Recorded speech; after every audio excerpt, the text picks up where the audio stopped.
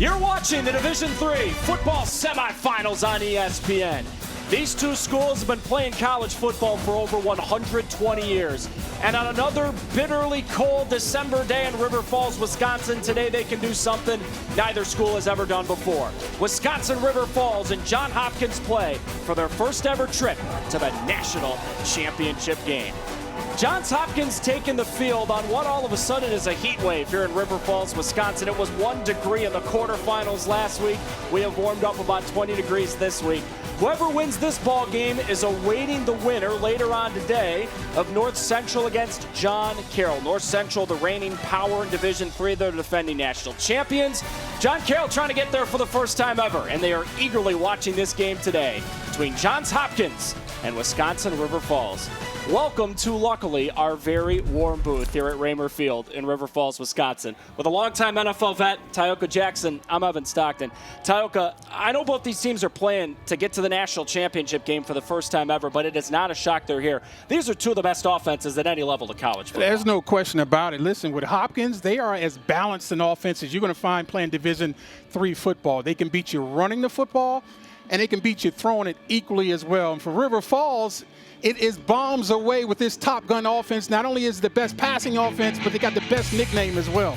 They got the need for speed around here offensively, and the Tom Cruise of this operation, Caleb Blaha, a finalist for the Gallardi Trophy, Division III's version of the Heisman. This guy's a heck of a talent. Well, he's one of the best, if not the best quarterback to ever play at River Falls. He's the school's all-time leader in total offense, points, and passing yards, but don't get it twisted, he can run it too.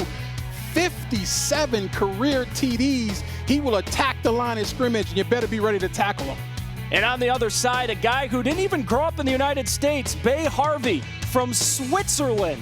He's another guy having a heck of a year. Switzerland. I didn't know they played football over there, but guess what? He's playing it stateside, and this guy has a silky, smooth release. He is also a threat to run the football. He's got 12 rushing touchdowns as well. We were just talking about it. It is a heat wave in terms of the temperature here at River Falls, Wisconsin, but it is still bitterly cold because that old Midwest phrase, you know, it wouldn't be so bad without the wind. That is a factor here today in River Falls, Wisconsin. It is gusting up to 30 miles per hour. Ty, that's something we have to watch throughout this game that very well could affect that Top Gun offense we're about to see from River Falls. No question about it. You got to pay attention to the wind. Will they still be able to push the ball down the field like they'd like to do? Now, they have the ability to be horizontal with that throwing game, so they might have to go to that, but also the kicking game will be affected by this win as well. River Falls, maybe the most explosive offense in all of college football to get the ball first with history on the line. It's a short kick and a strong return for River Falls. The Top Gun offense is going to get brilliant starting field position. They didn't kick it deep, but it turns out to be an excellent return. And River Falls and Caleb Blaha and all that offensive talent have excellent starting field position on the return from Jared Schultz. So not only is this team very explosive, like you mentioned, not only do they throw it better than everyone else, they also want to choke the life out of the defense with how fast they go. If you're watching at home, pay attention to how quickly they get to the line of scrimmage and run a play. First snap of the game. The Top Gun offense is already moving. It's Austin Rush making some men miss. Tackled in the open field. And it's a solid gain on first down. Okay, Caleb Blaha can do a little bit of everything for this team. Not only their top passer, but also their top rusher. They slip in a run with Asher. And 24 in black and white and red's got a big chunk. Trevor Asher moved the sticks for River Falls. Came into this game averaging 5 yards a carry. And what you see there is unbelievable blocking. This offensive line is as good as there is in D3. They are big, physical, and can move. This is an offensive line for River Falls. This is something, Ty, we have to watch throughout the game. They're 50 pounds on average bigger than the D-line for Hopkins. That's a problem. If you try to stay up, when you better move that D-line. Blaha fakes run, wants to throw, and he's got his man. Austin Rush, first and goal, River Falls. Built into this Top Gun offense is a lot of key breakers. Look at, he's faking the quarterback run. You're going to see that all day. They're trying to play with the eye discipline of the back half and hitting wide open receivers behind them. Asher tumbles his way inside the 5-yard line. Tioka, we were just talking about this. Look, there's all the flash with this offense for River Falls, but it starts with their massive beef up front. Yeah, you got to move this D-line because you just can't hang in with how big they are playing man-to-man straight up defensive line play. Blaha walks in untouched, and what a start to the biggest football game ever for Wisconsin River Falls. He's a Gagliardi finalist for a reason. Everything they do starts and ends with Blaha. And this time it's just a quarterback counter. And you're pulling linemen and running around to green grass because there's nobody there. This offensive line has taken over the ball game early in this one. Justin Shebrel, the all-time leader in PATs at River Falls, to try to tack on another one. Low snap put down, and that kick is right down Main Street in River Falls, Wisconsin. Last week, Blaha had a season-low 7 rush yards. Wheaton took that away last week. So far this week, Hopkins behind the 8-ball because Blaha is loose again. We're all hoping that guy treats us well in a few days. It's hard not to get in the Christmas spirit here in River Falls, Wisconsin. You usually don't have to worry if you're going to get a white Christmas. But have you been naughty or nice? That's the question. I'm trying to be nice. I'm trying. All right, just checking now. We're going to find out. Christmas has come early for Wisconsin River Falls football fans this year. Matt Walker and his coaching staff, a remarkable renaissance. You know, in the first 3 seasons where Matt Walker was the head coach for Wisconsin River Falls, they won 3 combined games. But they did that thing that we were all supposed to do during COVID, where they actually looked themselves in the mirror and came out better. They changed their offensive philosophy. They went to that high-speed Top Gun offense, and it has totally revitalized the program. Yeah, and they moved a defensive coach over to their offense to be their offensive coordinator, which I've never heard of that, but it's rather brilliant because he's bringing all the knowledge on what he hated to see as a defensive coordinator to the offensive side. And now that self-scout is built into everything that Joe Matheson does for this offense. And I just think, again, that was a brilliant move by Matt Walker, using the COVID downtime to make yourself a better coach and make the program better. Shebrel just made the extra point. The wind is pushing every kick back. And this will be a strong return for Hopkins. They got room coming up this left side of the field with Alex Arecchio. And with River Falls, the early 7-0 lead, not even 2 minutes in. That Top Gun offense scored quick, and now we see Bay Harvey in a very talented Hopkins offense after this nice return. The balance is what we're talking about, and return is good. It's a great starting field position for both offenses. That's going to be a deal. We talked about the wind possibly affecting these kicks. I think you've seen these kickoffs hang up, which is a little bit of a problem.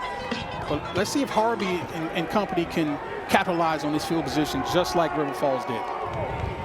1 year of high school football in the States at Cleveland Heights High School, of all places. That's where the Kelseys went. Might be a live ball. You better get on it. Missed Josh Moore. They do rule incomplete pass, but Tioka, as we were talking about, this wind is something that we have to follow throughout the passing game. Yeah, and like I said, I thought maybe you'll see both of these offenses be a little horizontal with their passing game initially so they get a feel for this wind, but you got to be careful with these horizontal passes just to make sure that they're not laterals, and we saw that burn the LA Rams on Thursday night. You don't want that to happen to you today.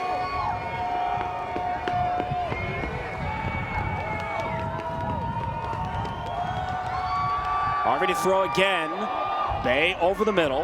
Wide open Robbie Enright. Get ready to hear the names Robbie Enright and Cole Crotty a lot today for the Blue Jays. Came in averaging just under 14 yards a catch.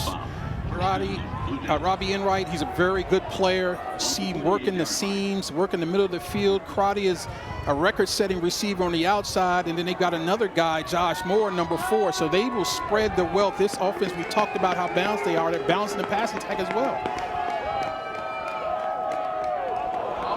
Free play. Harvey does take a shot. Wobbling duck out of play, hoping for Crotty. That was a duck because he took a shot in the chops. And don't think that these hits don't hurt even more when it's bitter cold outside too. Offside. Defense, number 93. 5-yard penalty. Second down. Correction, first down. Technically, Tioka, this play never happened, but Harvey will remember the hit. Yeah, tell Harvey that.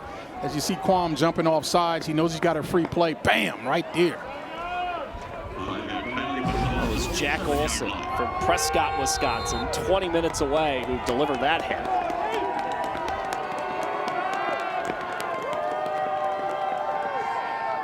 First run, Jeff Schroeder. They love his patience, and there it was on display. Kept waiting and waiting. He gets a really good gain for Hopkins. Well, the offensive coordinator, Alex Havarda, said he is the Le'Veon Bell playing college football. He's very patient to the hole and can explode through it. But on 1st and 5, that's really, really efficient first down run. Now you got a waste down here, partner. Don't be shocked if the Blue Jays take a shot here on 2nd and 1 to see if they can loosen up this defense.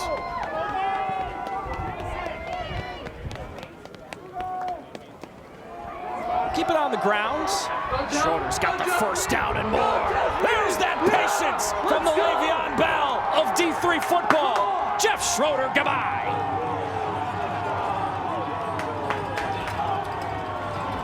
Well, he was sensational last week versus Susquehanna. Had 20 carries, 126 yards, averaging 6.3, and this is how.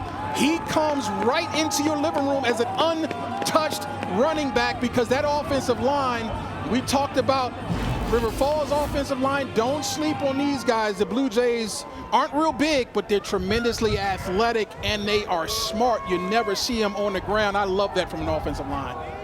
Caleb Waite has become the kicker the last few weeks for Hopkins, and it does sneak through the uprights. Jeff Schroeder, his 32nd career touchdown for Johns Hopkins, and they're prepared to take the shots from the Top Gun offense all day.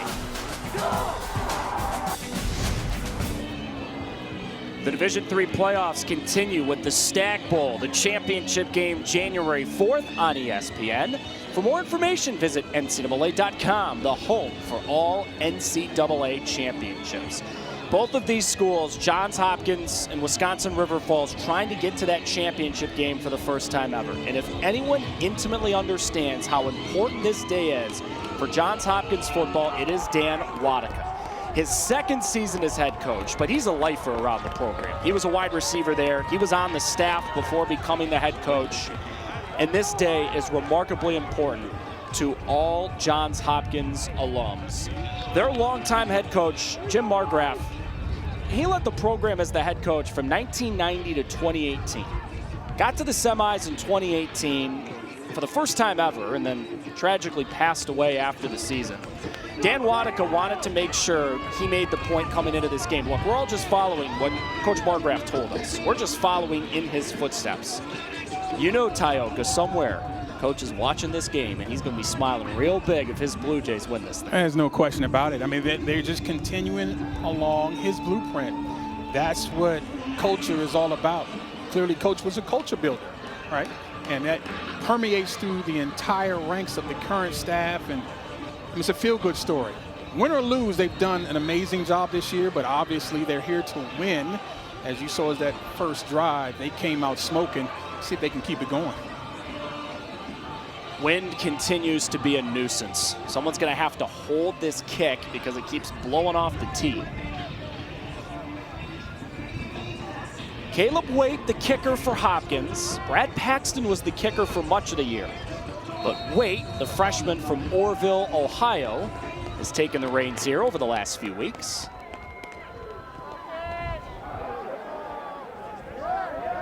It dies at the 20. Finally, Jalen Reed picked it up.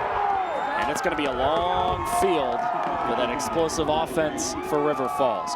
Whatever we get in the Division III championship is going to be a really fascinating game, because whoever wins this game is playing for a championship for the first time ever. And on the other side, John Carroll could play for the first time ever in the championship game, or the reigning national champs, North Central, could get back there. Yeah, there's a lot of fans right now taking this thing to heights they've never experienced before. And that means that Stag Bowl is going to be super exciting no matter who's in it. Blaha facing pressure. Caleb got away from that pressure. Oh, come on, Caleb Blaha. That play was doomed, and then it kind of turned into a dream. Well, this is what he brings to your offense, the ability to escape, watch the evade and escape. And now it's a whole nother play, folks. Now you got to go ahead and see if you can figure out how to tackle Blaha. Offense, number 4, 10-yard penalty, first down. You can see it behind the play. There's a reason that Blaha was able to escape, Talca, because Jalen Reed was tugging on a Hopkins jersey. Yeah, the senior from East St. Louis did not get away with one.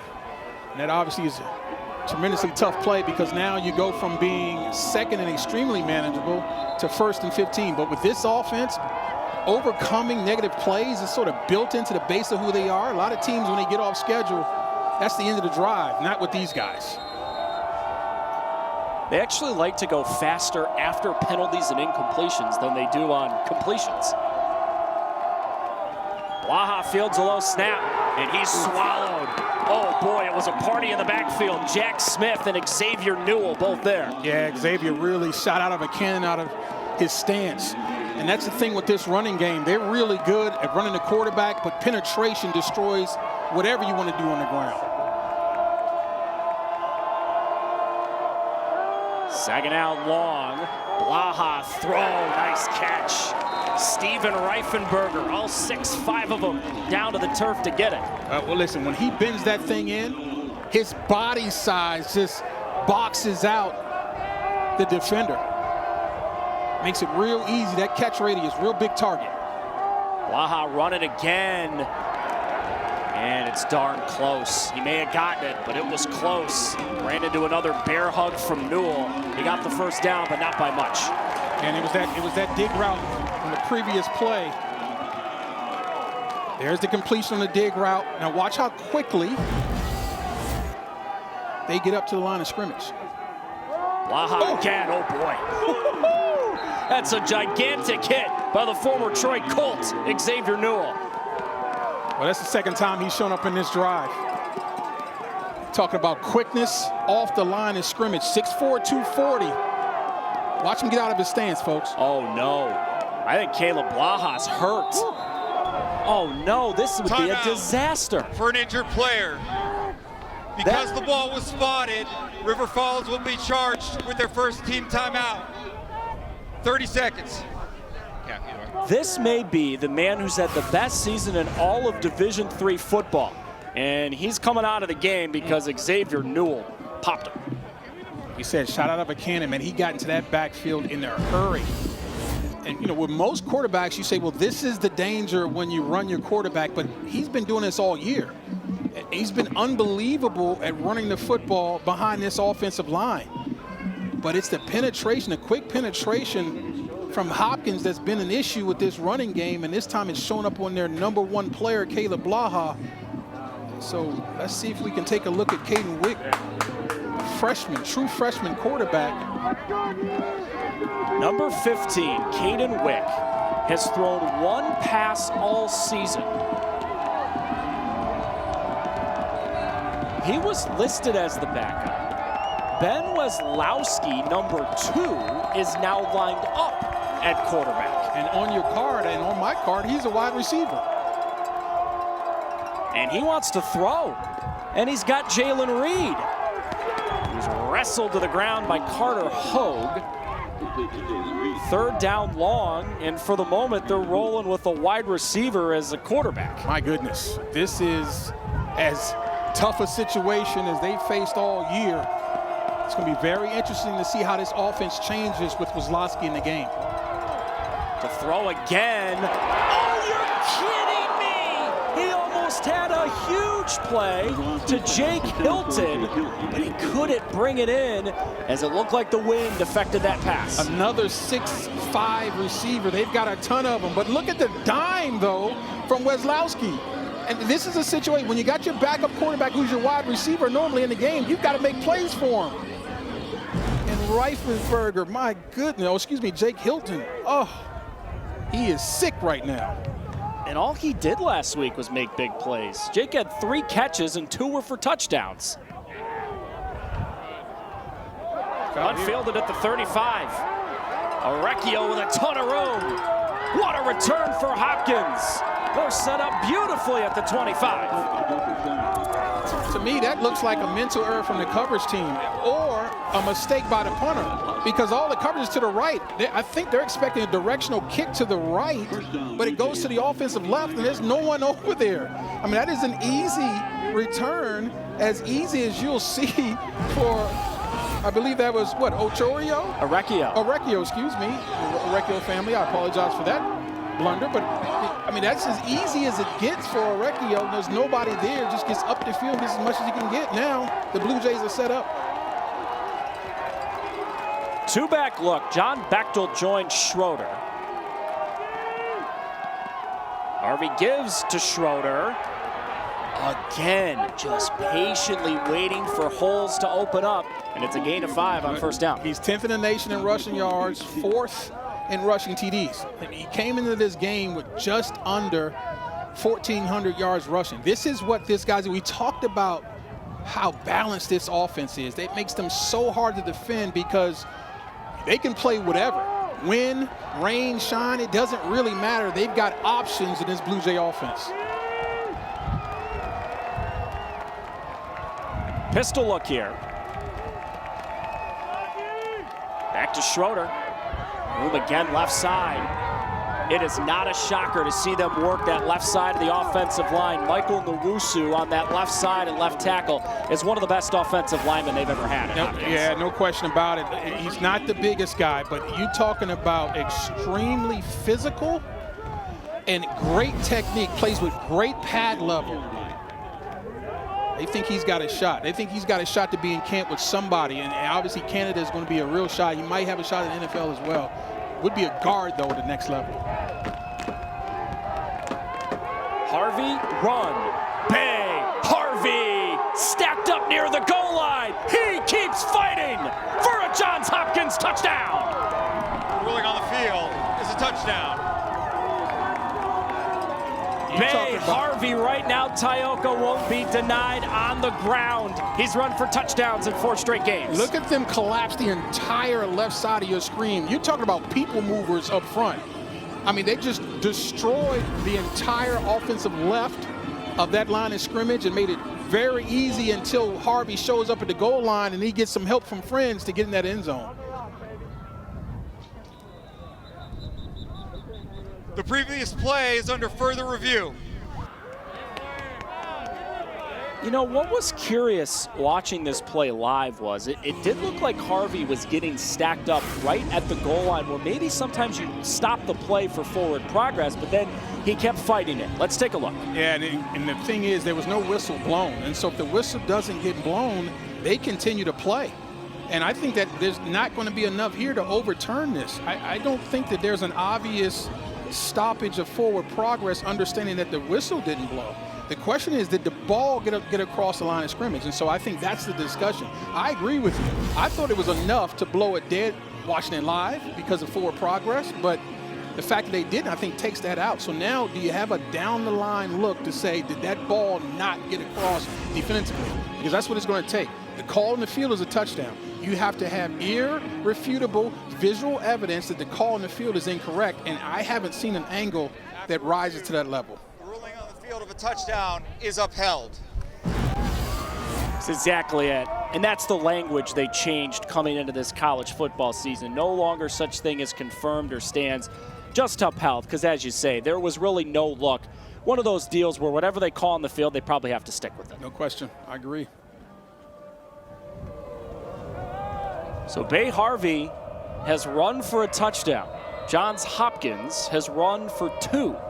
And now Caleb Waite trying to go 2 for 2 on extra points. Operation clean, and the extra point is good. All that talk about River Falls' offense, but Hopkins wants to make sure you pay attention to theirs. You know, you would think Johns Hopkins quarterback Bay Harvey would be used to the cold conditions in River Falls, Wisconsin today, because he grew up in Switzerland, born in the States, but moved there when he was 3. And my goodness, is he running hard right now for Hopkins. Yet another rushing touchdown, his 13th of the season. Bay Harvey Harvey moved to Switzerland with his family when he was 3. He's a dual citizen. He played 1 year of high school football at Cleveland Heights before committing to Johns Hopkins. But before he could play college football, he had to go back to Switzerland to serve his mandatory year of military service as a dual citizen. And now Harvey's here playing college football. Really remarkable stuff. If you talking about mental toughness, you think anything on this field that's going on he can't handle based on what I just saw that picture there? How about the Berate looking real menacing? I'm telling you right now, he never had as many or as good a tough teammates over there as he has right now with this offensive line. I bet he feels very secure. Jalen Reed bobbled it, and that kind of killed the return. Number 4 is not even going to get to the 25-yard line.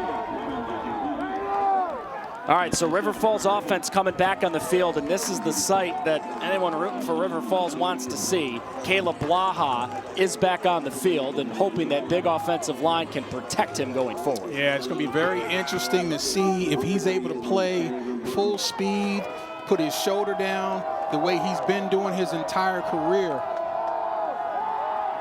Blaha to throw, and forced to throw it away as there was heat coming from the backside and Will Seibert. The run game is so important to this offense. The threat of the run and the actual run. I'm wondering now, if you're the defense of the Blue Jays, you're wondering, are they willing to run their quarterback anymore after him going off the field with a short shoulder?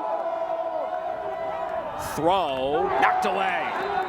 David Halal had the coverage. That release did not look as confident as we've seen on tape and in the first couple plays of this game. Watch the release from Blaha. It just looks a little different. Coverage was good. Still a catchable ball, though. These receivers are going to have to do a better job of making plays for their quarterback regardless who's throwing. 3rd down long. Got the time and throwing high. Missed Blake Rohrer. And Blaha's first series after leaving the game with injury ends in 3 and out. And those 3 plays were all passes. And I think that's very meaningful. Something we continue to harp on as this game goes on. What makes this team so explosive is that you know that the quarterback can attack the line of scrimmage on any play. So you just can't go back and play coverage. You have to defend the run, and that opens up this Top Gun passing game. Not that series, though. Jeffrey Freund to punt. And fair catch made by Arecchio at the 37-yard line.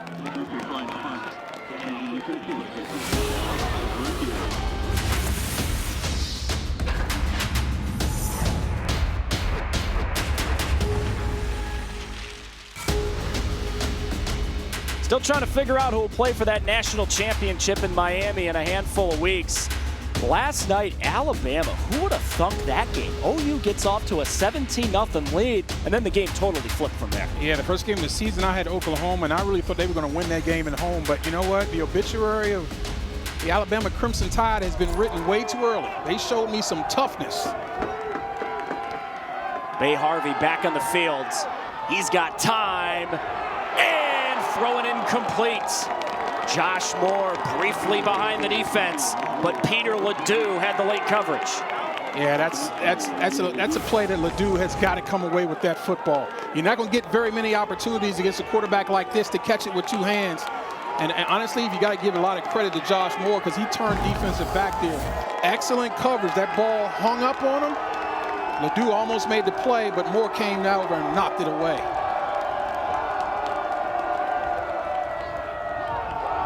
Schroeder left. Not a ton. Couple of bodies rallied to the football. Riley Ashburn initially slowed it up, and then Taylor Susner finished the play. Watch Ashburn coming inside out. Right there, takes a great angle from his free safety position, makes the hit, doesn't finish it, but the good news is Susner, the freshman, who gray-shirted last year, finishes the play off, 3rd and long. The crowd coming alive at Raymer Field in the biggest game in River Falls football history.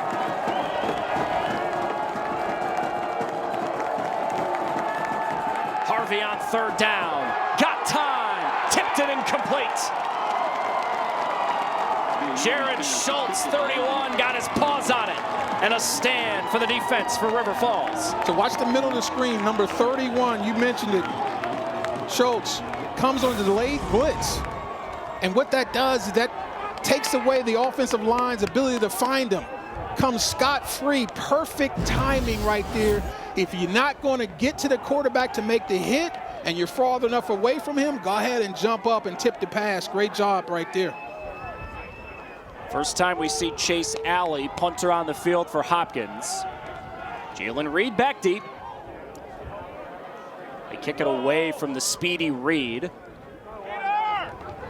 And Reed falls on the ball. There's nothing wrong with that because it was initially touched by Hopkins, so it's essentially a free play. He should pick it up. I mean, why even fuck? Because if he picks it up and fumbles it, it's still River Falls ball. So falling on it doesn't really make a lot of sense there. Pick it up and see if you can break one. You'll learn from that one. You thinking River Falls will try to run it more here after the last drive, 3 incompletions? I think you got to turn and look at your running backs, Trevor Asher and Jalen Reed, and say we're going to have to establish a ground game. I'm not sure that they're going to risk putting Blaha in that situation, though. Well, he faked run, and he's throwing incomplete. Reifenberger threw it up high to the 6'5" wide receiver. In and out of his hands as Jack Schondelmeyer had the coverage. Yeah, these receivers from River Falls are going to have to make some tough catches today. The conditions are such that everything is not going to be perfect with these passes. And again, you put it up high for your 6'5" receiver, you expect for him to come down. Blaha run it again. Man, he's tough. Jack Smith escorted him out of bounds. Blaha left the game earlier with injury on an attempted run, and he's still running. 5 straight pass plays since he's come back into the game. I think at this point you're going to see the Blue Jays defense begin to adjust and say, okay, I don't think the quarterback run is going to be a part, at least right now, of this game. 3rd down, throw over the middle. Reifenberger did not get to the sticks. Early He's short decision. by a yard, yeah. And you got to figure they're going to be aggressive here. As you see the replay, but here you go now. Again, tailback run game. Asher left. Trevor Asher, 1st down. That is a Dan Campbell-esque decision from Matt Walker. It is, especially when you're realizing Blaha is hurt and you can't run your best run option. And so right now, this offense is going to have to adjust on the fly, and I think Asher's going to have to step up and make some plays. Blaha rolling left. Escorted out of bounds by Carson Bordeaux, one of the best defensive players in the history of Johns Hopkins football. Even though it is Bordeaux, who's a heck of a player, I think if Caleb's 100%, he tries to make a move and make a play and break that tackle. You see him just make a beeline for the out-of-bounds line. I think he's trying to protect himself, which I think is smart. Don't get me wrong. But again, this is where now we're going to have to see this offense become a little more diverse than it's been and find other playmakers than number 14. Shovel pass, not a lot. Tried to slip one to the tight end, Adam Johnstone, and Jack Smith was waiting for him.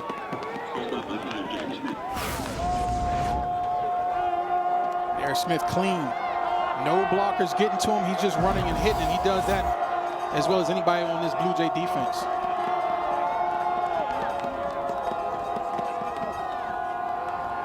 Blaha off his back foot. Oh, what a catch! Blake Rohr sliding like a shortstop to keep the drive alive. And I said these receivers are going to have to make some plays for this quarterback. And 6'3", 211. They got a bunch of 6'3" plus guys, but Rohr goes down now to make a basket catch.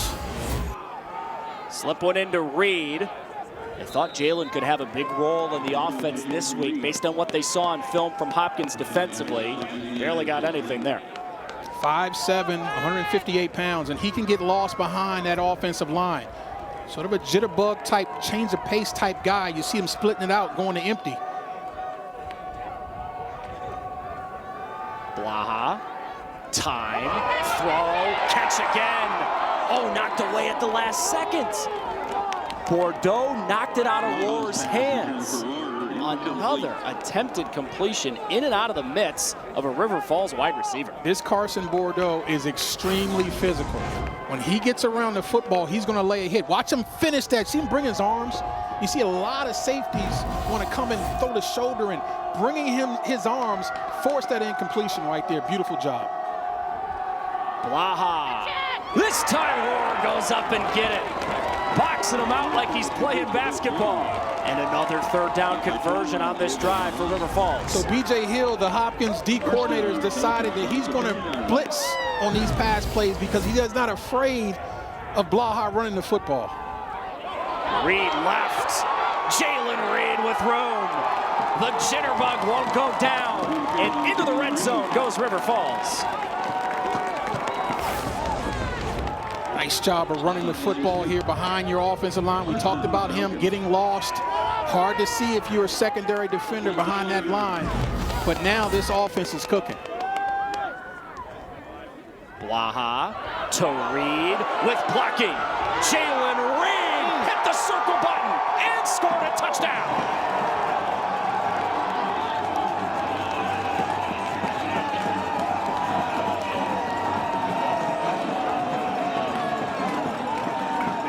Offensive coordinator Joe Matheson has made his adjustment now.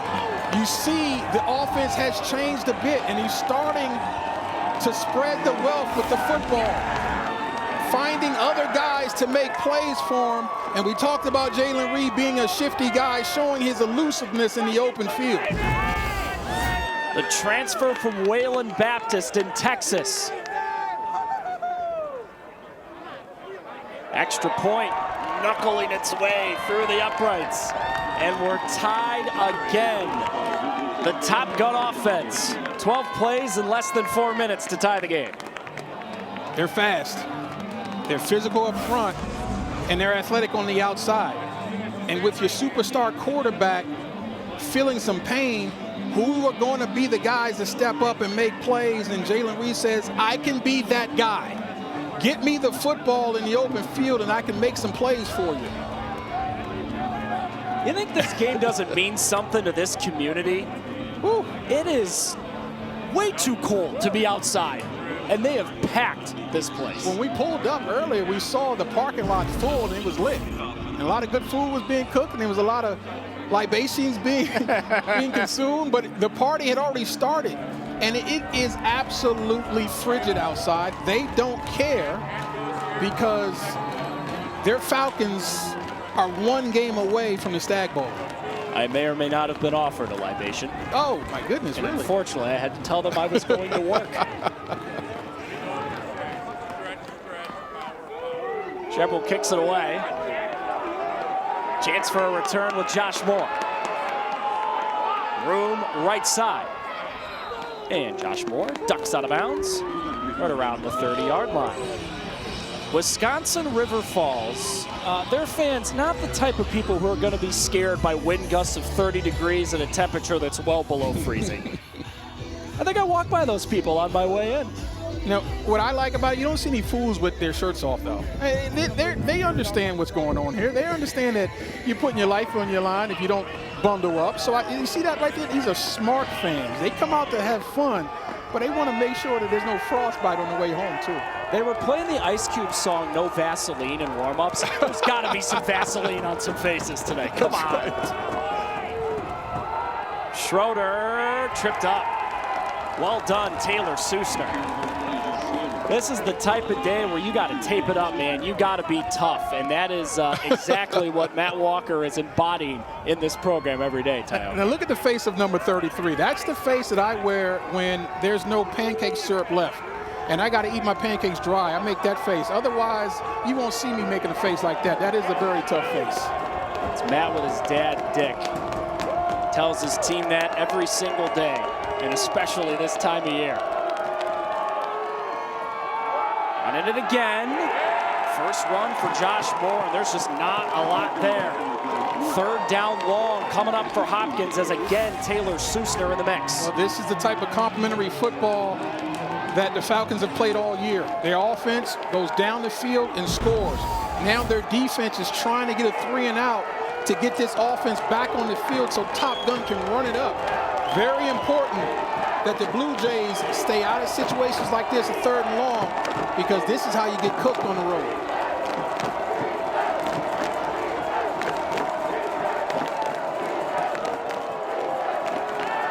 Harvey on 3rd down 9. Took a shot and threw incomplete. Moore was open, but the pass was incomplete as Taylor Sussner was all over the place. And once again, it's the blitz from depth. Watch number 16 come in right at the last second and affect the quarterback and affect the throw.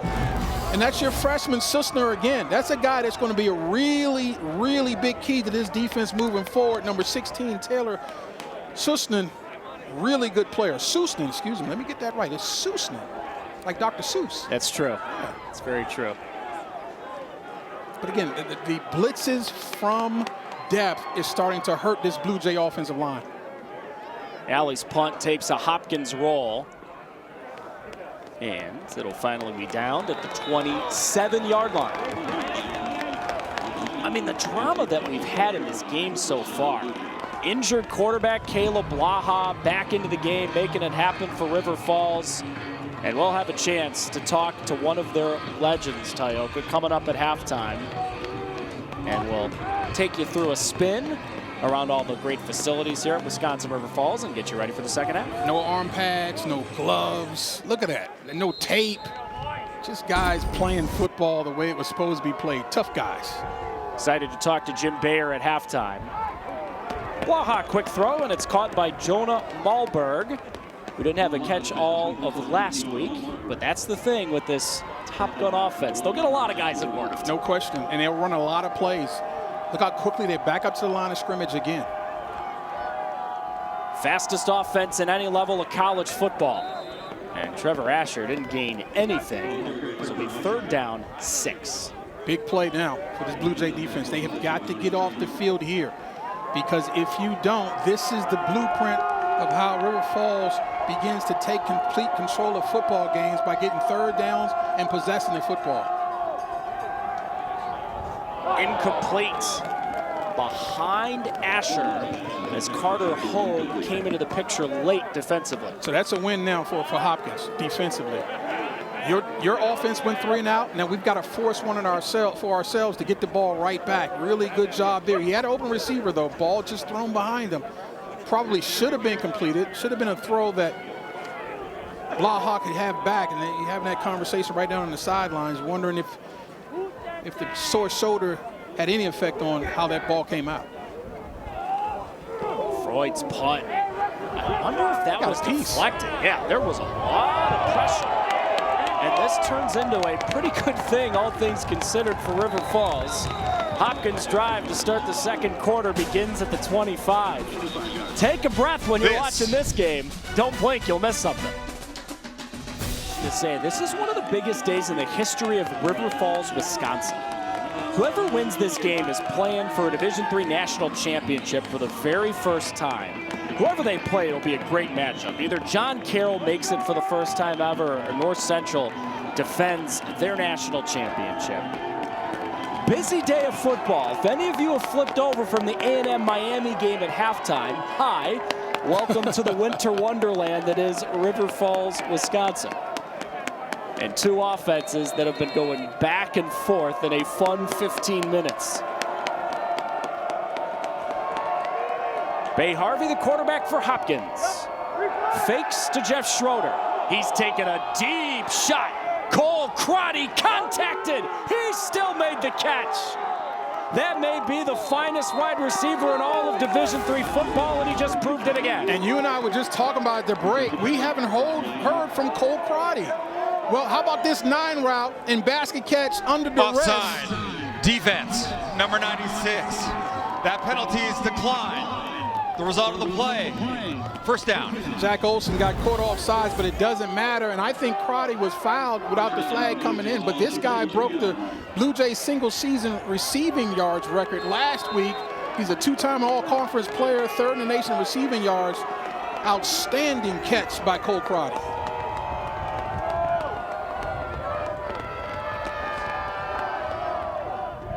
Fake the pitch to Schroeder. Harvey, room left. Bay Harvey, 1st down and more. Man, they're really using him a lot in the run game so far today. He's really underappreciated for this ability right here. He is an efficient runner, folks. 12 rushing touchdowns average on the season, just 4.7, but really is a big play waiting to happen when he gets behind this offensive line. He's a great decision maker, too, on where to cut. Schroeder stacked up. Loss of a yard on the play. You know, going back to Crotty Talk, it was interesting. So, really talented junior from Hermosa Beach, California. Really proud of his California roots. And the coaching staff was joking about, you know, he's kind of a classic surfer dude, laid back, getting used to Baltimore still after all this time. And we asked Cole that, and he goes, you know, I kind of get offended by that. Just because I'm from California, I mean, I'm still tough. I still work hard. That's right. And defend the coaching staff, they said he was kind of laid back, California cool, until he gets on the field.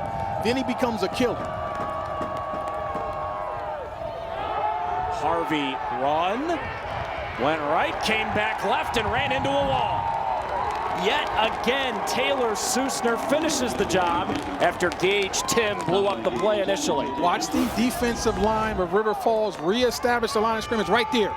When you push the offensive line back and force the back, in this case the quarterback, to start and restart, here comes the pursuit to finish it off. That was a great job of getting penetration from this D-line. This is not necessarily field goal range, by the way. Hopkins has switched kickers within the last month. And that wind is windy. Pivotal third down long.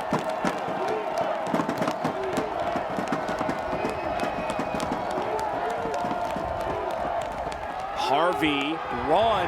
You know, I wonder if that was a busted play.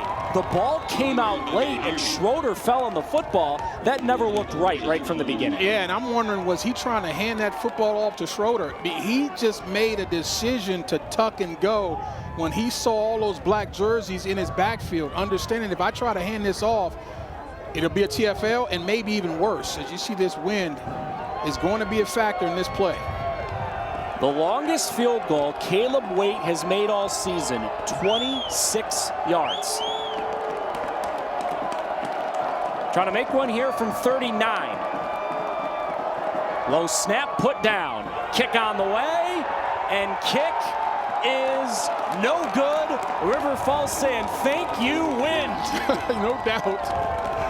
Wow. Paxton is from Tampa, Berkeley Prep, down in my area. He's not used to these conditions as well. Watch this, folks. Watch this block by the wind. Wow. That's a block for the win. And that's actually Wyatt. Excuse me, that's Wyatt, not Paxton. But again, that win, it was all about the win. I mean, he got that thing up and was on its way, but it was negated. Blaha run. And he ducks out of bounds. Are you surprised that they're running Caleb Blaha as much as they are, considering that he left the game earlier after he was injured on a run? 100%, and also considering how he looks running the ball. He's not looking to make contact with anybody. The two runs that I've seen since the injury, he has headed for the sidelines. I think you got to put that away. I understand, you know, listen, you're trying to show the defense another look, but I don't think anybody believes it. He's not attacking the line of scrimmage. Blaha to throw. Incomplete. High for Weslowski, who came in at quarterback when Blaha got hurt. Third and long. Again, for most offenses, this is a real problem. For this Top Gun offense, not so much. The problem is the health of their quarterback. What can they get out of Blaha? He tucks and runs and slides as David Halal was coming up to administer punishment. Again, that's the situation where I've seen Blaha break a tackle, make a guy miss, and get a first down in situations just like that, using his athleticism and his toughness. But again, not to beat a dead horse, but that part of his game has not been here because of the injury. And so because of that, you'd like to see the Falcons adjust and stay away from this quarterback run game. Freund punt. Recchio lets it bounce. And River Falls gets a nice roll out of this. Hopkins drive will start right around the 34-yard line. Second quarter starts with a pair of defensive stops. Hopkins offense back to work after this. Media top Those verts are going to be getting a workout here over the next few weeks. And you get a workout, just try to stay warm on a day like today. Hardy souls here at Raymer Field in River Falls, Wisconsin. In case you aren't aware of the geography, about 45 minutes from the Twin Cities. So you get a mix here of Packer fans, Viking fans. Big game for the Packers coming up tonight, playing the Bears. That game in Chicago, where I heard it's also not quite warm today. Although, heat wave is coming in the Midwest. It's going to be in the 50s on Christmas Day. What? Trying to find a tea time, Tioka, on Christmas Day on Thursday. Get your Speedos ready. I know you love Speedos. I know you do with that tough guy body. Whoever told you that was lying. They were lying to you. Jeff Schroeder, again, patiently waiting through the strength on that left side of the Hopkins line. Doesn't it feel like this is a drive for Hopkins where they want to pound the rock? No question about it. We talked about how these guys are equally good at running it and throwing it. The quarterback is in contention for the D3 Heisman. So we know we got the type of trigger man you want, but geez, Jeff Schroeder, man, this guy, well, almost 6 yards a carry, over 1,300, almost 1,400 yards coming in. You can lean on this guy in these conditions. They motion Josh Moore into the backfield too. Here's his second carry, and it's not going anywhere. Hello, Riley Ashburn. What a play. Watch that number 20 inside out, proper angle, doesn't overrun it and makes it all by himself. Sensational run and hit by Ashburn. We talk a lot about the offense for River Falls, but their defense trying to stand up here, 3rd down 7. Top 10 offense in 3rd down conversions. They need to get one right now. They came in 7th in the country, averaging 54+% in converting 3rd downs. Snap Harvey, quick throw, Cole Crotty, tight rope in the sidelines and stretching ahead. They say he stepped out of bounds at the 40-yard line, so he's not even close to the 1st down. And I'm thinking you might go here, and it looks like they are not. But this is the proper call against this all-out blitz by River Falls, but that's just a lot of guys hustling to the football. You want to run a screen against an all-out blitz, you say, okay, we've got an advantage, but the problem is the Falcons' D-line and linebackers and safeties ran to the ball. Gage Tim, the guy who pushed Cole Crotty out of bounds. Alley punt. Reed Field, 20-yard line. Made a man miss. And got out of bounds right around the 28-yard line. Top Gun offense back to work for River Falls. And those numbers, Tioka, truly tell the story. This, across any level of college football, one of the best offenses in the country. No question. I mean, they attack through the air first and foremost, and they do it with a lot of speed at the line of scrimmage, so that simplifies the defense. It forces you to continue to play with the same guys because you don't have enough time to substitute, and this Hopkins defense are going off of cards instead of making calls from the D-line. Oh, they found Jalen Reed! They thought he was going to have a big game, and he just rumbled 72 yards to the house.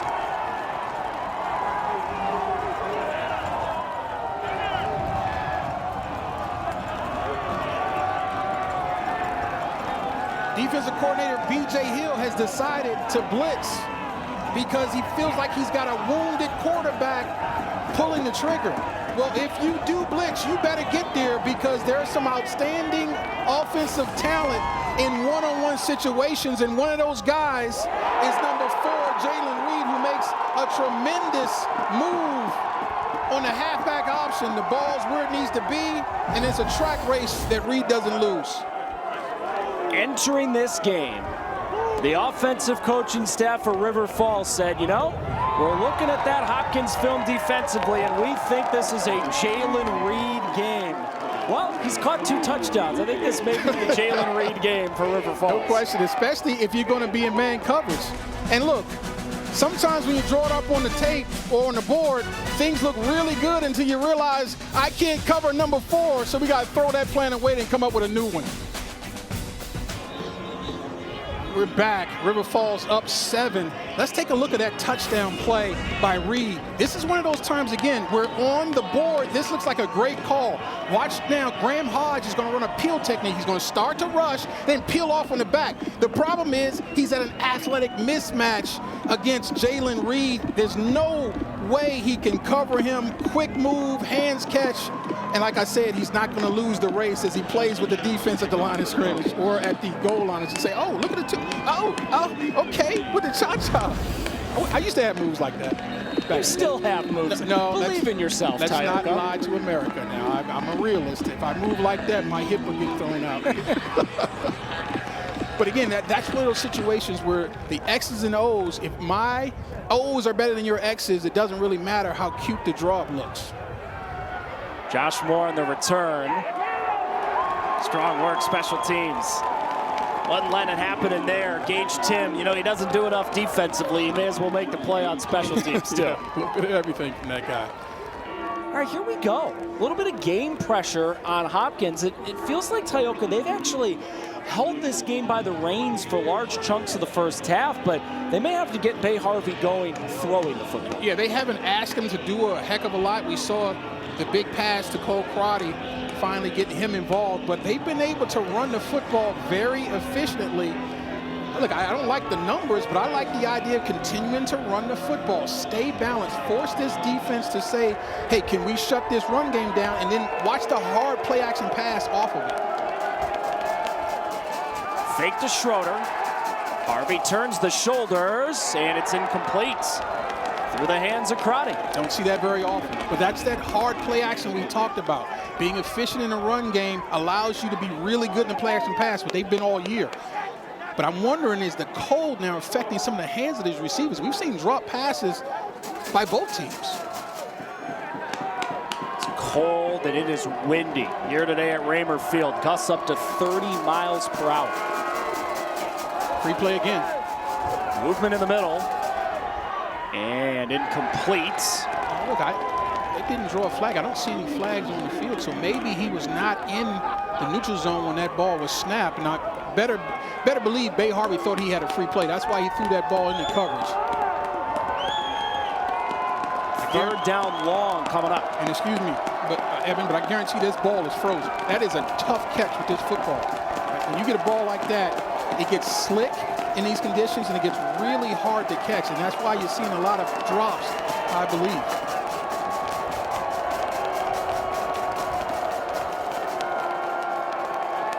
Harvey running all the way. Made the first man miss. Tightrope the sidelines. There is a late flag. He had enough for the first down, but we got to check that flag.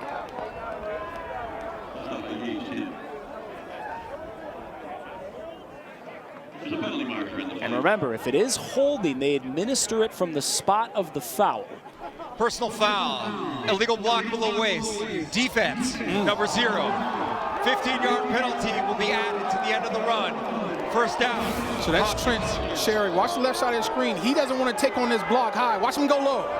I love this change. This is something that's fairly new to college football.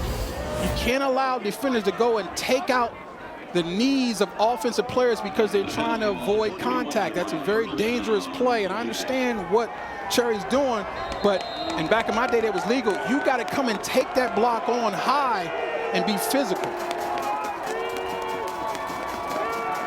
Drive alive for Hopkins. Schroeder patiently waiting again. He is truly one of those runners where it feels like there's nothing, and then all of a sudden he's gaining 8 yards. Well, you can be patient when you've got an excellent offensive line. You can't do that if your offensive line is leaky. Where are the black jerseys getting off blocks? And when they finally do, you've got a creative back who's got vision and ability to cut with quick feet. So those two things go hand in hand.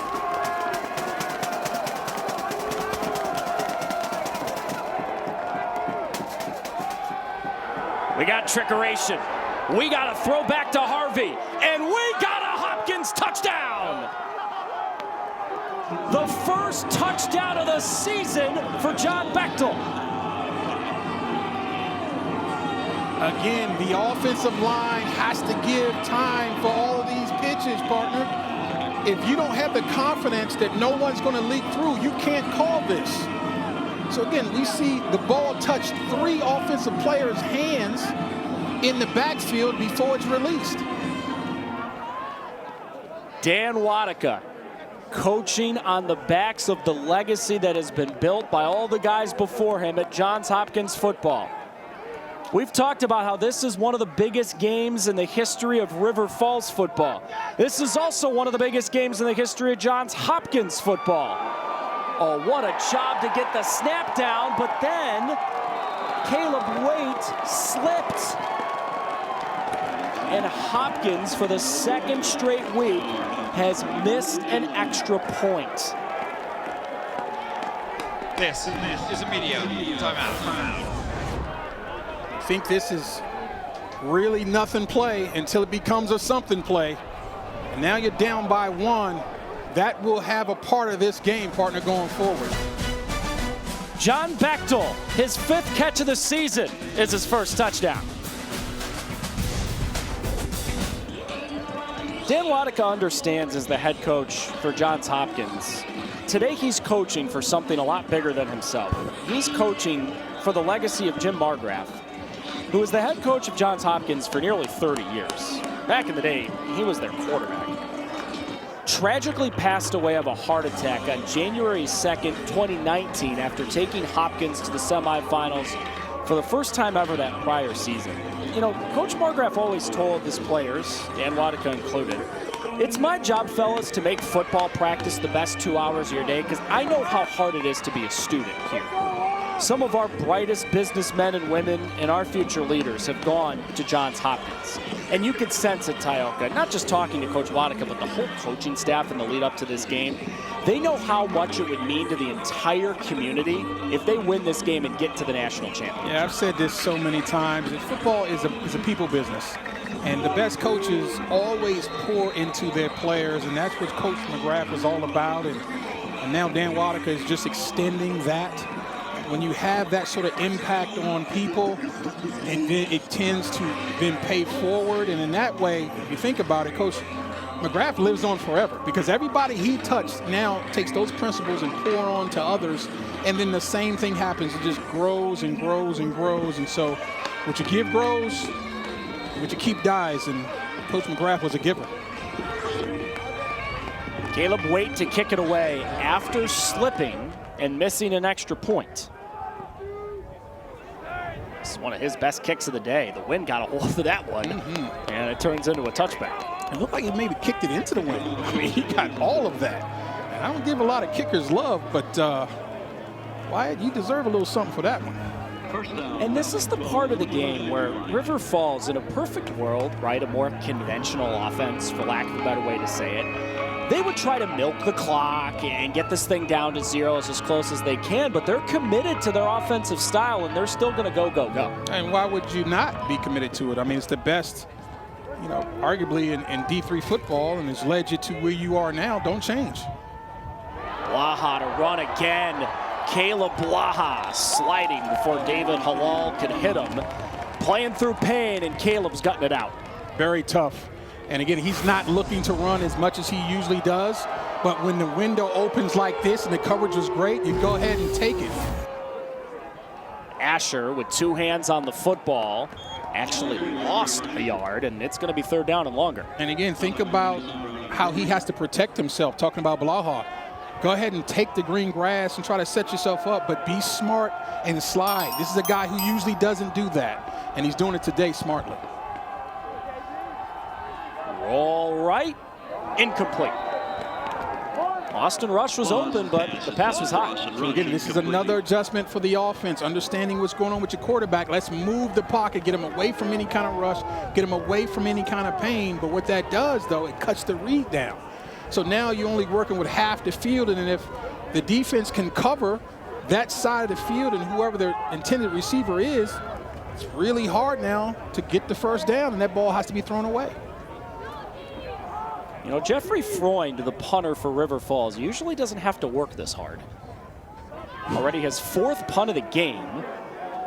And Arecchio calls fair catch at the 35-yard line. Tayoka zooming out. This is a gigantic sequence in the game. 3 timeouts left for Hopkins, about 6 minutes to go in the half, and they get the ball to start the second half. If they play this thing right, they could go 2 for 1. No question about it. I mean, but again, I don't think you have to be over-aggressive in your play calling here. Just be mixing it up like you've been doing. Be the dynamic team that can run it and throw it with efficiency, and see if you can take some clock while you move this ball, but change the scoreboard when you get in position. One of the best offenses in Division III in their own right all year. Schroeder, nothing. Jack Olson, the senior from 20 minutes away, made the tackle. Zone blocking. So this is inside zone, but the defense forces your running back Schroeder to have to cut it back because there's no one to run front side, and then backside defenders making the play.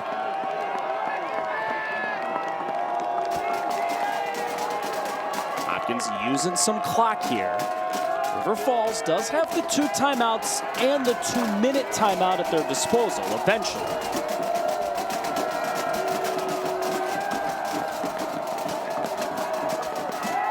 Harvey running all the way. Tried to make a man miss, but couldn't get rid of Noah Nussbaum, but they expect to take the reins from Gage Tim at that linebacker spot starting next year. I love the call from Alex Havardis, the offensive coordinator. He's understanding what River Falls defensively is doing. They're getting a lot of ground with their second and third level defenders. And so what you do is you run a quarterback draw. It looks like pass all the way, but that was a lead draw with the quarterback playing the role of the tailback. Now you're setting up for third and manageable. Got to get to the River Falls 45.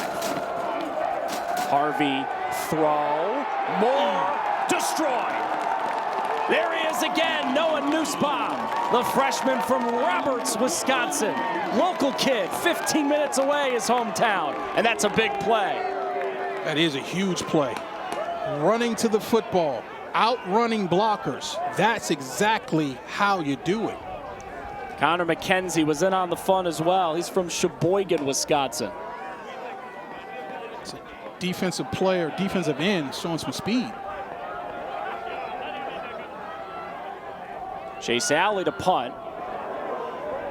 Again, gets a nice bounce on this turf that is kind of doubling as hockey rink in these field conditions. Long field coming up for Wisconsin River Falls. We talk a lot about the way this offense spreads it around through the air, but last week on the ground, Trevor Asher was excellent. 22 carries, 106 yards, and 3 touchdowns. He was really the finishing touch on a big-time win against Wheaton. Yeah, 6'1", 212 pounds. I mean, he's got really good size, and when you're averaging 4.8, 5 yards a carry in this offense, it makes him really hard to stop. Now, he hasn't gotten going so far today like maybe we thought we'd see because Jalen Reed has been so excellent. Blaha, throw, and catch. First down more, Steven Reifenberger won't go down. 6'5", 230 pounds, and when he gets a defender on his back, you can forget about it. And look at him dragging people along the way. Jalen Reed in the backfield. Blaha throws it away as Browning Trainer was in his grill right away with Xavier Newell. Yeah, and I don't think he got out the pocket, but intentional ground. Number 89. Official says it for me. So I guess you don't need me anymore, partner. He's going to make the analysis for me. But I was going to say that flag didn't come out because Johnstone, number 89, Adam Johnstone, was in the vicinity. Clock stopped, 3:17 to go. There's 2 timeouts for River Falls, plus the 2-minute timeout. Blaha throw. Reifenberger catch again. Man, he had Kevin Olak draped all over him, but Reifenberger's got 5 inches on him. And this is where Blaha's at his best, spreading out the defense. You're going 5 out and running slants and let him throw dimes. Got to convert here. Throw was low and caught, but not close to the first down. First catch of the game for Daniel Stokes, And now River Falls has to make a decision. Number 21, David Halal, blew that whole thing up. He was the block defender. They're hoping that the block would slow him down and allow the receiver to make a move in open field, but number 21 was having nothing of it. They will snap it. They will go. And Reed didn't get the first down. What a decision that was. The runner was short of the line to gain. First down. And it backfires. What a stop for Dan Wadika's Blue Jays. They essentially ran the same play, Evan. I mean, that's just the same smoke screen, just from a different pre-snap look. And it's just the same guy makes the same play. David Halal being aggressive, getting off the block and making a play all by yourself. Big stop by number 21, setting your offense up. And the same thing we were just talking about a few minutes ago applies, because B.J. Hill's team just gets the stop. 2.5 to go in the half. Great starting field position for Hopkins. Let's see if they can get as close as possible to 2 for 1, because they're going to get the ball to start the second half. Play fake Schroeder.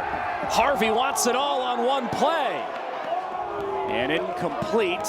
Crotty was double covered. There is a flag in the secondary around the 15-yard line. Yeah, he was double covered and held.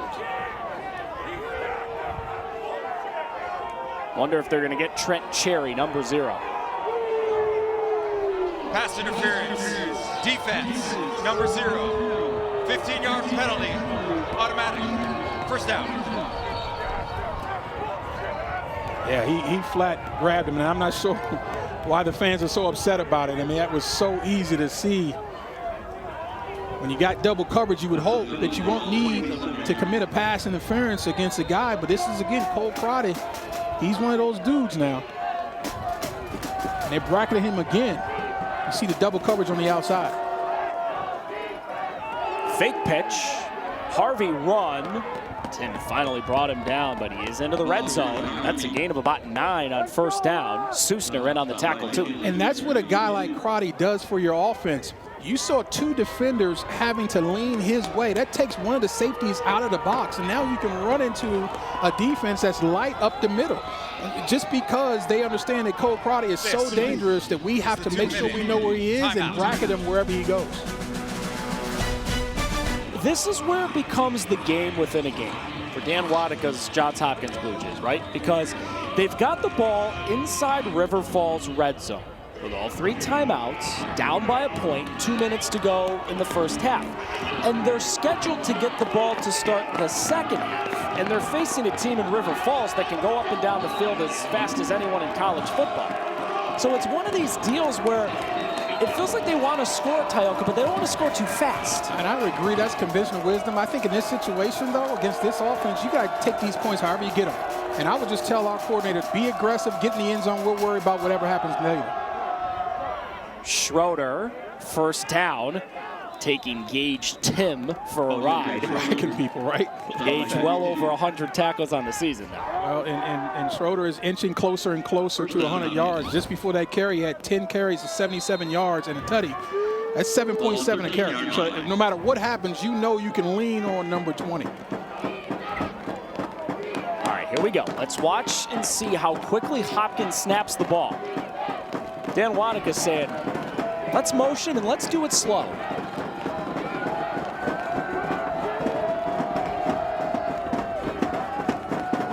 Snap it with 6 on the play clock. Schroeder bumped. Schroeder brought down. There he is again, Gage Tim. He'll go down as a legend here at River Falls. Boy, look at the brick wall he ran into. I think that's number 56, Connor McKenzie. All kinds of penetration. Still gets a little bit out of it, but man, that's how you play run defense, understanding exactly what's trying to happen, understand that the Blue Jays are going to try to run this football and run clock. I can get off thinking I'm playing a run all day. Different situation here now on 2nd and 10. And this is where this offense, being as two-dimensional as possible, gives them the upper hand. Harvey to the left. Bay Harvey out of bounds. Crowd wanted a hold. They didn't get it. And they may have to fix the clock because it was frozen at 1:21 before the play. Unless they ruled on the prior play that Tim sent him out of bounds, which may be what they ruled. I think so. First down, Blue Jays. The threat of being balanced, though, makes that play possible, Evan, because the way they broke that formation, you really think they've got an opportunity to throw the football, and they can. And they've got some playmakers on the outside, namely Cole Crotty. But that sets up a quarterback run, man, and that's a really good job of manipulating the defensive formation and hitting them with something they weren't expecting. By the way, they have ruled on the field that it is 4th down. It is 4th down and inches. That's what they're explaining to Coach Waddicker. So this is decision time. I think you got to go. Yeah. We're going to diagnose everything that's going on right now at halftime. And we'll also talk to the man who is the only player to ever have his football number retired here at Wisconsin River Falls, Jim Bayer. Excited to talk to him at halftime. Jim, a veteran. We thank him and any of you who are watching as veterans for your service. We appreciate you more than you know. And we're also going to get a chance to highlight the great facilities here at Wisconsin River Falls, including a Raymer Field that is packed to the gills, and anxious to see what happens here as they have fixed the down marker on the far side of the field. It initially said 4th down. Now that down marker says 3rd down, and the clock on the scoreboard reads 1:14, 2 timeouts left aside. I'm River Falls defensively. I'm thinking run. I understand that your quarterback's in the shotgun. I'm thinking either Jeff Schroeder or Bay Harvey is running this football. They motion Schroeder out. Harvey running all the way. And a whistle killed the play. Timeout, River Falls. Prior to the snap, timeout, River Falls. Their second, 30 seconds. You surprised they called that timeout? Because assuming they get the ball back later on in this half, they're going to want more time. Yeah, but you think of they got the 1st down easily too, so maybe it turns out to be a great timeout. I don't know, but that would have been certainly 1st and goal. And if I'm head coach Dan Waddicker of Hopkins, I'm wondering what the heck is going on. I didn't hear a whistle or anything before the ball was snapped, so I'd be pretty hot if I'm the away team. But nonetheless, timely call. Now, defensively, you got to pay off on it, though. That would have been an easy 1st down. If you're the River Falls defense, can you now get that penetration and get TFL? Hopkins hasn't had to be road warriors during the playoffs. They've been at the friendly confines of Homewood Field, but they're not afraid to go on the road. Would you believe that this is the first ever game that Hopkins has ever played outside the Eastern time zone? 3rd time ever they've flown to a game.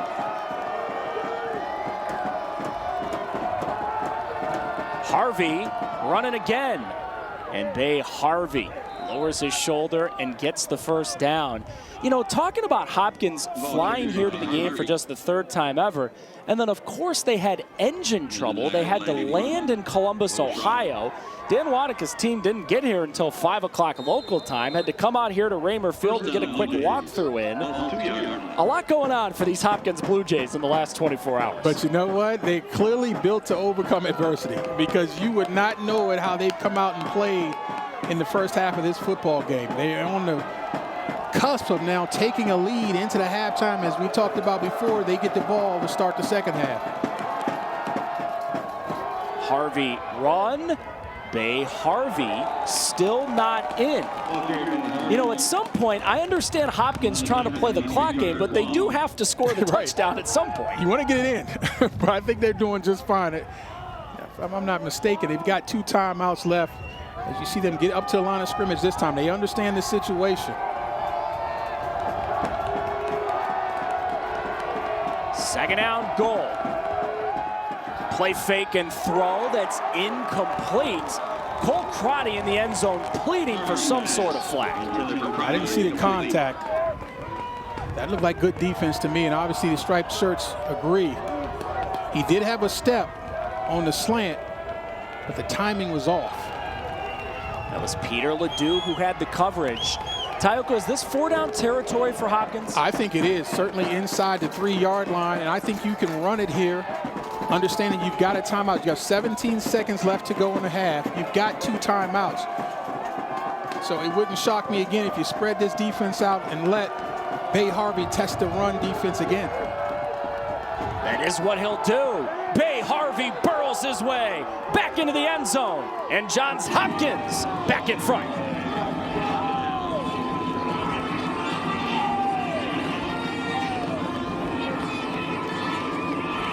And again, we talked about the balance. Being able to throw it and run it makes you so hard to defend. And within that run game, Bay Harvey has become a superstar today. Before that drive, he had 9 carries for 66. He's got a lot more now. But again, the offensive line of the Blue Jays have been excellent. Not very big, we talked about, but once they get on blocks, they sustain them well because they're really good athletically, and they don't fall down on the ground very much. Johns Hopkins will not chase points. Caleb Waite will slam through the extra point. Bay Harvey was born in Rhode Island. He moved to Switzerland when he was 3, played 1 year of high school football at Cleveland Heights because his dad knew the coach, and now he's playing college football, and he is playing a remarkable first half of football. He really is. Again, mistake-free, not putting the ball at risk. They're leaning on the offensive line. You got to give John Bechtel some credit as well. He's been excellent blocking, and he's been essentially like an extra offensive line on certain run plays because he was involved with that puller. I would call that play counter OY, where you're pulling the backside guard and the backside tight end, the Y position. But they have just been really good at the line of scrimmage, and that's allowed this running game to come alive. Wait a minute. That guy's wearing a Yale hat. I know Johns Hopkins has amazing academics, but they're not technically in the Ivy League. And he's partying too with it. Well, I mean, look, when you're cold, you got to grab any hat you can find. That's true. Right? If it's a Y on it, grab it and wear it anyway. I think Dan Wadika would argue that Johns Hopkins is Ivy League at the Division III level. There's no question about it. Outstanding tradition Johns Hopkins athletically has, not just in football, but you may think of them as a lacrosse school, and you wouldn't be blamed for that. They've won 9 national championships at Johns Hopkins over the years. For a long time there, for about 3 decades, it was, okay, Hopkins and Syracuse are going to play on the lacrosse regular season. Why are you bringing Syracuse up? Did you go to Syracuse, sir? I did go to the Harvard of Central New York. No, Syracuse outstanding. I mean, the Gates brothers, right? Legendary. I get it. But it takes a certain type of young man to play for Hopkins now. Oh, yeah. Got to practice at 6:30 in the morning this week because they had finals. Reed on the return. Oh, boy. That could have been a disaster. Did you see him bobbling that return, Ty? No doubt, man. It's slick. I told you, that ball gets really slick when it gets this cold, which means you have got to be on the screws, keeping that ball high and tight, and you can't let it get loose. It's easier to fumble the football than usual. You think they're running a play here or just taking a knee? It's a great question. I think you run the play. They will run a play. Uh-oh. Was that picked? No, I think it hit the ground. Did Hogue scoop that up? Whoa. They have ruled interception. Whoa. The ruling on the field is an interception. Oh, my goodness. River Falls just runs a play instead of taking it to halftime, and this could be a disaster. Yeah, that's a pick. Did that hit his knee? Did it hit his knee, or did he get his hands underneath it? I thought it bounced off the grass, but the artificial turf, but I mean.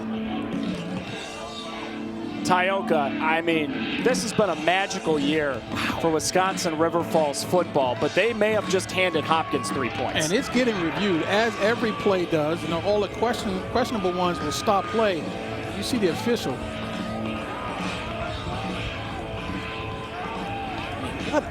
Game clock operator, please put 5 seconds on the clock. 5 seconds. Watch the hands. Did they get underneath that football? Or did it go off his foot? It went off of his foot. Are you kidding me? Whoa. That's just the second interception of the season for Carter Hogue, and that may be a decision that flips the game by the end of this afternoon. And I don't want to hear anything about luck. I mean, that's a guy going to the football, playing hard, playing it out, And good things happen when you hustle. Wait. Field goal, no good. And River Falls just got an early Christmas gift. Wow. Woo!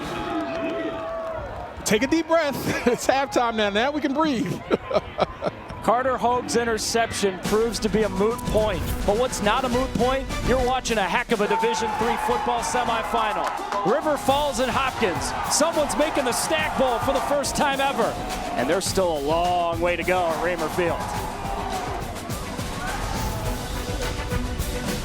You're watching the Division III football semifinals on ESPN.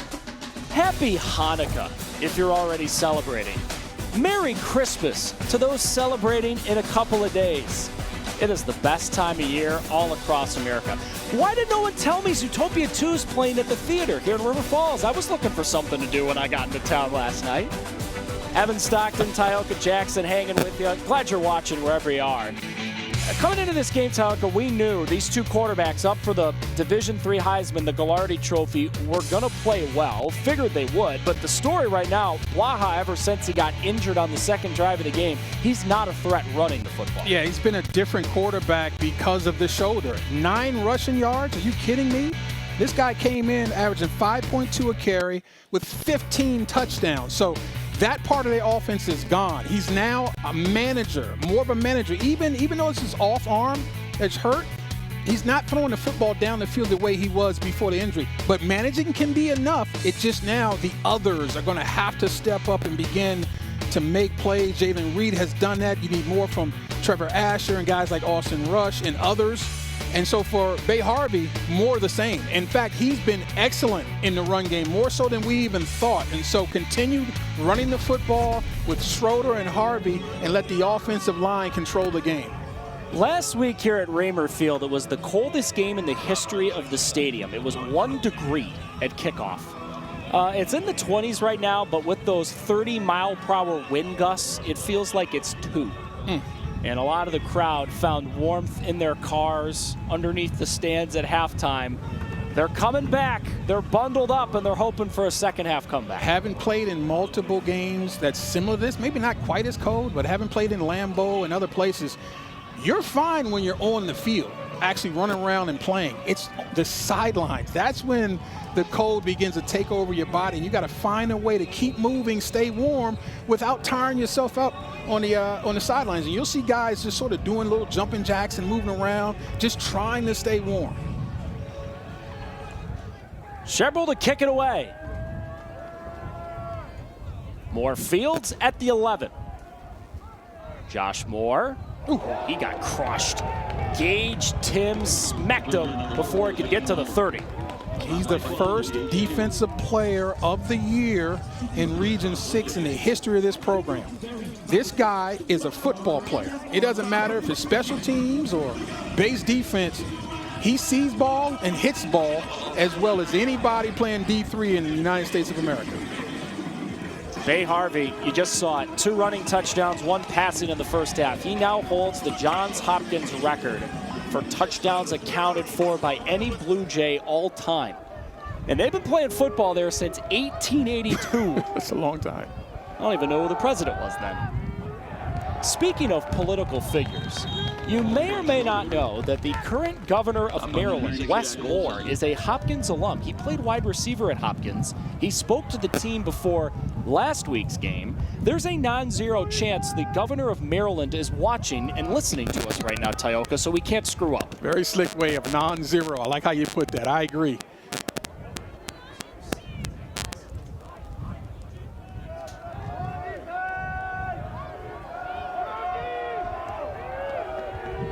Second out long here. Harvey dropping back. Bay Harvey's got the time, and it's incomplete, setting up 3rd down and long. There's also a non-zero chance that Brad Stevens is watching this game. You know him as the guy who's running the shop for the Boston Celtics. He graduated in the same class at DePaul as Matt Walker, the head coach for Wisconsin River Falls. They're really good friends. So we've got a whole bunch of luminaries who may be saying, why watch Miami A&M when we can watch Johns Hopkins, Wisconsin River Falls? That's the real football semifinal today. 100%. Right now, this Hopkins offensive line is in a tough spot. Big opportunity for the Falcons defense to get off the field. Harvey, third down. Whoa! Incomplete. Knocked away by Riley Ashburn. Boy, Riley had a beat on that football, and I thought he was going to had a good enough angle to get that football in his hands and run the other way. They're lucky that that ball ended up on the ground because Ashburn was all over it. Jake Wissing dials up a strong defensive stand to start the second half for River Falls. He actually began his coaching career here as the offensive coordinator, and now he's the defensive coordinator. Whew, that punt was almost blocked. You know, Chase Alley's been kicking it low all day. Feels like he's trying to take the wind out of the equation, and that time it almost burned him in the backside. You know what? In this situation, if things were normal, it wouldn't shock me if Caleb Blaha would take a shot right here. And I'm wondering if they're going to do that. Watch this near block now. This ball comes out low. I don't think anyone touched it. I think that's just a mishit by your punter. Back to work for an offense that runs more plays faster than anyone in America. Blaha does take that shot, and he's got his guy. I'm standing next to Nostradamus. Tyoka Jackson says take a shot, and they just did. A big one to Blake Rohr. Well, listen, this is just a slot fade. And I don't care if you're covered. I'm going to throw it up. 6'3", 211. I like my chances. Great job of high pointing that ball by Blake. And the ball was thrown away from the defense, which was smart. Asher up the middle. Brought down in the secondary by Carter Hogue. But this is a brilliant start to the drive for River Falls. Yeah, I like the idea of being aggressive on that first down, understanding that you're in really good field position. So Joe Matheson did a great job. Your quarterback stepped up and make a play. That's managing the game. Doesn't mean he can't throw the football. He's just managing it now. Blaha taking another shot, and he's got a touchdown. That was the Blake Rohr drive.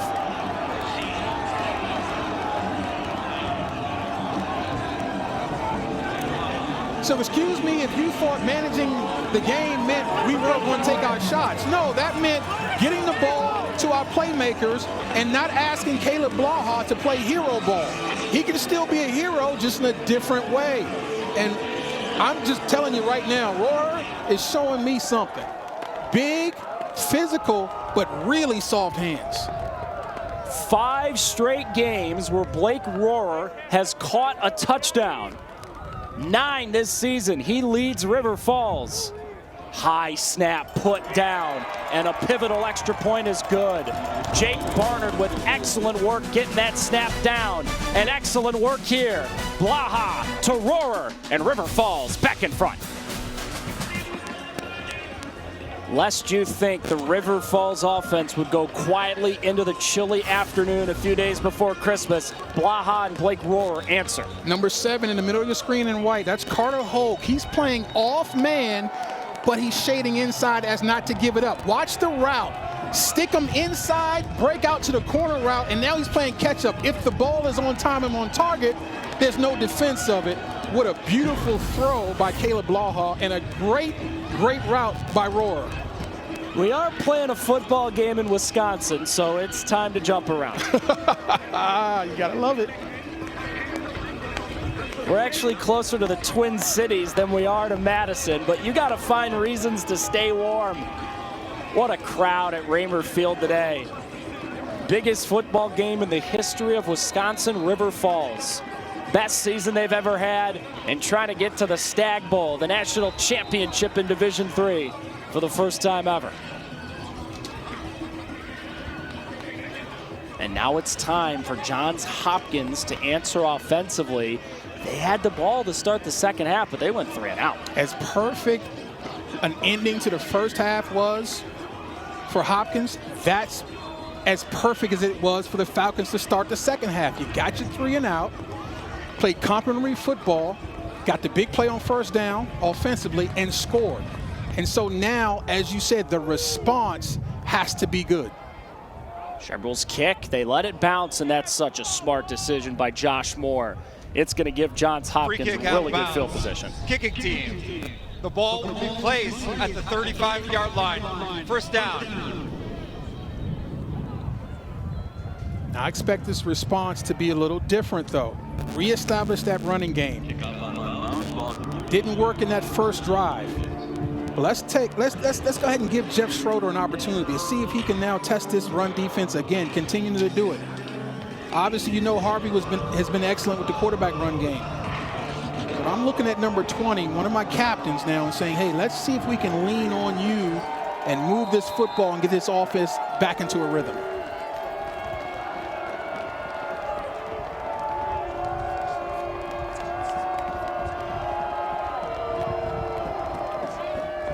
Fake to Schroeder. Harvey throw. Oh, nice job. Robbie Enright tiptoeing those sidelines like a maestro. And you said nice job. The route was beautiful. Comeback route.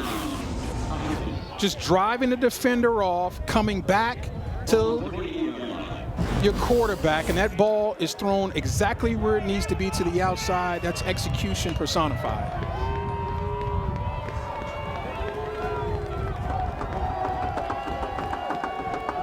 Schroeder left. Schroeder room. Jeff Schroeder, another big chunk, working on that left side of the O-line again. It doesn't have to be complicated, folks. If they are having trouble stopping your tailback run, you turn and hand it to your tailback. And the problem is the offensive line is beating the defensive line. They clearly liked the defensive look from River Falls because Hopkins got right to the line so River Falls couldn't sub, but it blows up in their face. Morse tackled by Hall for a loss of 1. And you got to pay this off now. That was really good defense on first down. You got this offense slightly off schedule. More than likely it's going to be a run again, probably by Schroeder. You need to step up.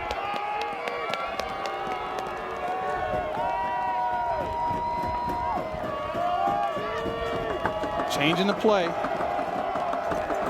Switch Schroeder to Harvey's left. Quick drop, and time, and throw, and catch.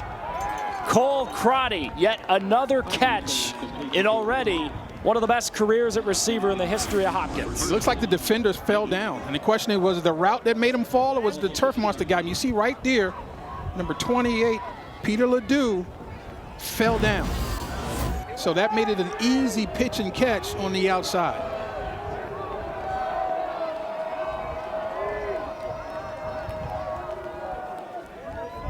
Hopkins patient. This was part of the plan. Let's keep that offense for River Falls off the field for as long as we can. Harvey, time, throw, catch, Crotty, touchdown. That man is athleticism personified. The 4th touchdown accounted for Harvey today, and it's Hopkins' turn to go back in front. Watch this slick release, partner. Watch him drop this ball down sidearm just to get it around the defense, both the rusher and the coverage guy. Beautiful job. When I watched this guy, Bay Harvey, on tape, I put down on my card, silky smooth release. His arm talent jumps out at you on tape, and even more so here in person. Cole Crotty is a stat sheet stuffer. His 28th career touchdown. Let's watch this now for Hopkins. Waite slipped on an extra point earlier, but this time he slams it right through. Bay Harvey, a career that'll go down in the Johns Hopkins record books. Most touchdowns ever accounted for, and he's got another to Crotty. They were jumping around on the River Falls side 10 minutes ago. Now they're jumping around on the Hopkins side. Blue Jays back in front. Another touchdown for Cole Crotty, who, he truly exemplifies everything that it means to be a Hopkins athlete. Really good student, obviously an incredible athlete, and he does a lot of things in the community as well. He goes into a mission down in Tijuana, Mexico, and he's with a group that builds houses. So he personally has assisted in 12 house builds in Tijuana. And just an outstanding human being. We talked about him being California cool, but you know, I like people who don't talk about being a part of the community and helping people, helping other human beings. I like people to get out and do it. This guy gets his hands dirty. I really respect that. Uh-oh. Live ball. Yeah, Reed let it bounce. And they do fall on the football, but Stokes and Reed back there were expecting the ball to roll into the end zone, and the wind turns this into a 99-yard potential drive for River Falls. Not sure exactly what Jalen Reed was thinking. It's okay to let it bounce, but you got to get behind the ball. And he just completely stopped as if he thought somehow, some way that was not a live ball. You got to get behind the ball. If it bounced, you can now field the bounce, a la, let's say, like a third baseman or second baseman, but he's on the wrong side of that ball. It's just a miscue mentally. I think he just fell asleep and not really understanding the situation. Well, they're proud with this offense. They're going to stay in their system no matter what, and they're going to have to go 99 yards and take shotgun snaps from the end zone. The problem is before this game, a part of their system was the quarterback run, and that's not a part of it today. Blaha was injured in the first quarter. He'll throw from the end zone, and nobody home. And there's two guys not on the same page. Jake Hilton was blocking, and his quarterback Blaha is looking for some sort of fade route. Was in the area. There's no foul for intentional grounding. Second down. Yeah, he was looking for a 50-50 fade up the line, sidelines, and like I said, Hilton was blocking, so just complete miscommunication right there. Free play. Blaha took a shot back in the end zone, and again hoping for Hilton. That time it was too tall. Now, I call there's the penalty marker right there, so that they'll be fine there. I think that's going to be offsides. Offside. Defense. Number 90. 5-yard penalty. Second down. It's another drop by these Falcon receivers. And I just don't understand. We didn't see that a lot on tape when I watched these guys. I mean, these guys, and again, he wasn't under arrest. That was an easy catch, two hands. That's There's Graham Hodge who moved, yeah. Empty ball's got to come out quick. It does. They got Reed, and he got crushed. Carson Bordeaux with a big hit. Carson just so happy to play in this game. Last year's semifinal that Hopkins lost in the snow at Mount Union, Carson got injured 5 plays into the game. We asked him, "You excited to play in this game, Carson?" And he just said, "Yes." It'll look like Ivan Drago in Rocky IV. I'm ready for this game. And I asked him about his superpower. He said, "I just love to run around and hit people." I said, "That's good enough for me." All right, so it is first down. And this is about as far as River Falls will ever go into the play clock. Blaha roll. He's got a Throwing man. back across his body. Jake Hilton's got it. The ball came out late. They say that he's down at the 40. And all Jake Hilton does is make big plays. Officials timeout for an injured player. So he dropped that other one because the ball wasn't thrown downfield long enough. And then you guarantee they're looking to make sure that was a catch. I believe it was. I mean, he took a couple steps after securing that football. So that is going to definitely be a catch. But how about the job by Blaha, though? Getting outside the pocket, surveying the field, understanding he does not want to take a hit, but he's feeling the pressure, not looking at it, and finds Hilton, who uncovers late down the middle of the field. This is David Halal, who's down. Junior from California, but he did go to prep school at Choate in Connecticut. If that prep school sounds familiar, that's where the Kennedys went. They founded that high school in 1890. There are a bunch of guys on this Hopkins team where you go, wait, that prep school sounds familiar. Oh yeah, president went there. Oh yeah, they founded it before, we had sliced bread. There's a lot of guys who went to high-profile high schools and prep schools on Johns Hopkins, as you would guess. Special place. Like I said, it takes a special type of player who is into challenging himself mentally and physically to play at a school like Hopkins. And, I've got a fond place in my heart. Yes, when my dad beat prostate cancer, getting his surgery at Hopkins, did an excellent job, world-renowned medical school and medical center there. Caleb Blaha slinging it again. Coming up on 300 yards. Roll to the left. Getting away from pressure and falling down hard. Graham Hodge got to him. And now we have an offensive lineman slow to get up for River Falls. Timeout for an injured player. It's Peyton Kopp.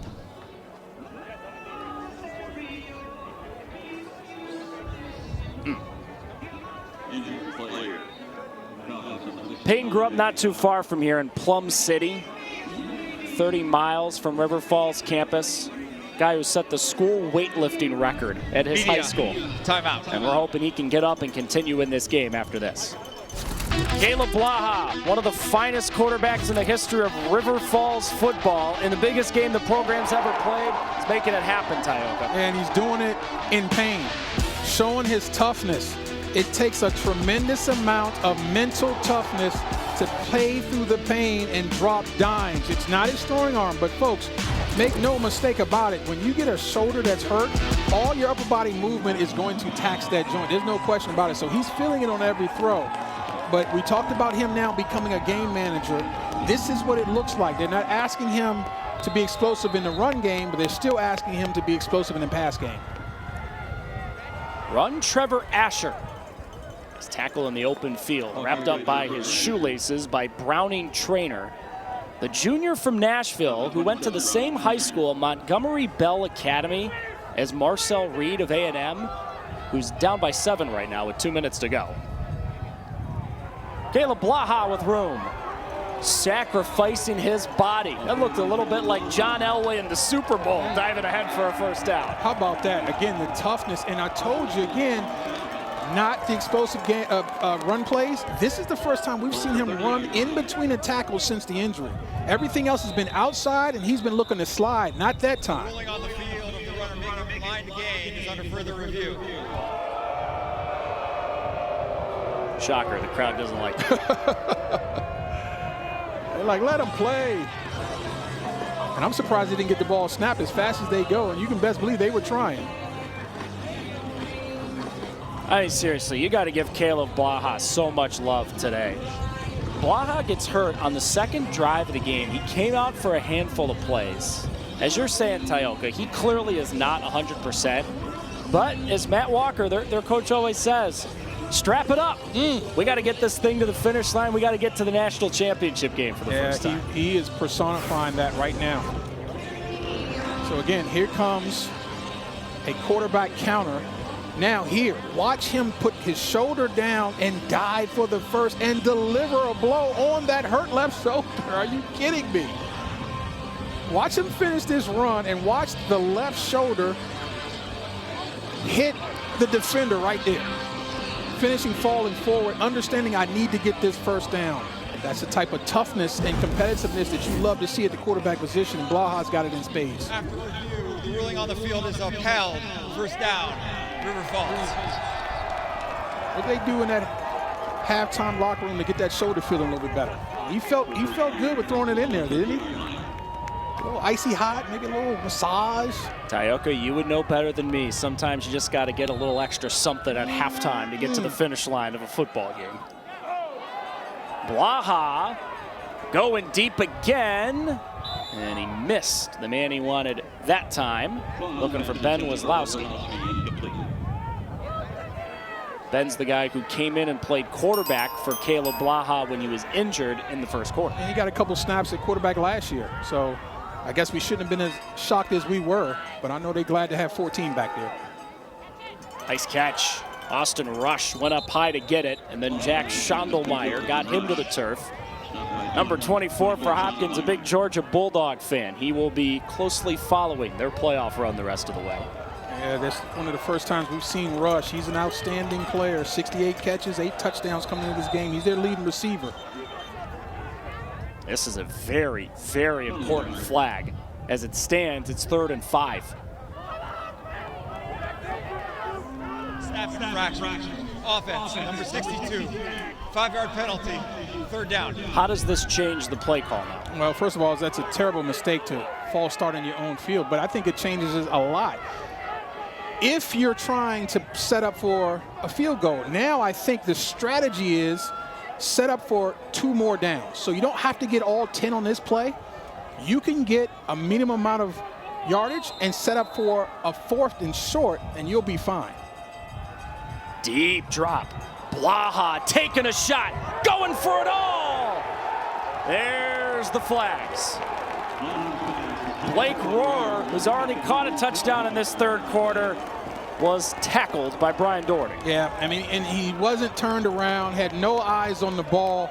If you're going to make contact, and I don't want you to make contact, but if you're going to make contact, you need to be looking back. Defense, number 19, 15-yard penalty, automatic, first down. Hands all over the receiver. Again, you cannot touch the guy beyond 5.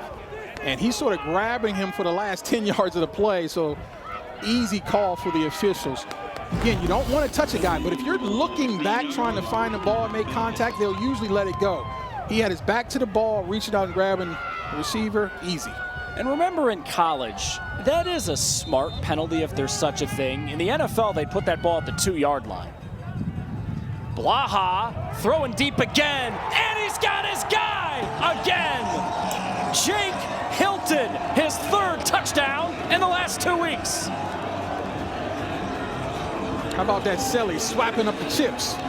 I love it. You see Hilton drop a couple of footballs, but he's come alive now. 6'5", has all the advantage in the world against these corners, who are 5'11" and 6 foot. And Carson Bordeaux talked about how big these receivers are, and they're going to have to be a problem. Play, unsportsmanlike conduct. Offense, number 15, is first in the game. That 15-yard penalty will be enforced on the try. How about that physical release, though, by Jake Hilton? Gets off the press coverage. The ball was thrown perfectly, sort of a back shoulder jump ball. And he's got 6 inches on Tyler DeSilva, and he used every single one of them to make that catch. Well, because he just got that penalty, this turns into a long extra point from Justin Chevrolet on a windy day. From this range, the wind has gotten a hold of kicks. This is to put River Falls back in front, and the kick is no good. Ooh. Jake Hilton, that was a great touchdown catch, but he celebrated too much and he cost his team. This game is still tied. How about that? Knew something was wrong when I was complimenting Selly, right? Here's the penalty to set up the touchdown. A lot of contact, easy call for the officials. Blake Rohrhor forcing it. And look at the physical release. Now it's just a 50-50 ball. And again, you got a guy who's got 6 inches on the defensive back. Not bad coverage by Tyler DeSilva. 2 things, he never really found the ball, and he's at a disadvantage because the length of Jake Hilton makes that play extremely tough to stop. And of course, to be fair to Jake, this is a semifinal trying to get to the national championship game. You're playing, you're excited, you made a play. Everyone can understand his celebration, but you just got to make sure you're between the rule book. And it's tough because they allow a little more celebration in today's game than they used to. And I didn't see any defenders that he was, try to just make fun of or be really bad to in his face. So that's one of those penalties that really is subjective. If the official doesn't like it, he's going to throw the flag. Maybe another set of officials leave the flag in the pocket. It's one of those deals. But I'll tell you one thing, if you don't do the Selly in the field, you'll never get the call. Do that Selly on the sidelines and it's all good. The wind is the other team that each team is playing today. River Falls and Johns Hopkins are playing one another and Mother Nature. She has made her effect very obvious on this game. I'm playing against the hunger pains I'm feeling right now because I haven't eaten today. Does that count for anything or no? In your own mind, Tyler, it absolutely does. It absolutely does. Josh Moore return. Josh Moore tackled at the 30-yard line. In case you just flipped it on and you missed the extra point, the wind got a hold of this one. And we had a missed extra point earlier by Hopkins. And so now what this does is just keeps this thing on schedule. But the wind is insane and it feels like that's the thing that's diabolical to me. It's 17 degrees, but not to your skin. It's only 1 degree. And let's not forget, 32 degrees is freezing. So that's 31 degrees. It feels like 31 degrees below freezing. As every Midwesterner has said 5,000 times in their lives, it wouldn't be so bad without the wind. Bay Harvey and Hopkins back to work. Quick drop. Losing time. spins away from Noah Nussbaum and turns negative into positive. It's a gain of 4 on first down. Two things right off the bat. The outstanding coverage from the Falcons secondary.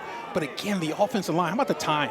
Just standing there, patting the ball, looking, and still enough room to get 5 yards on the scramble. The offensive line is balling.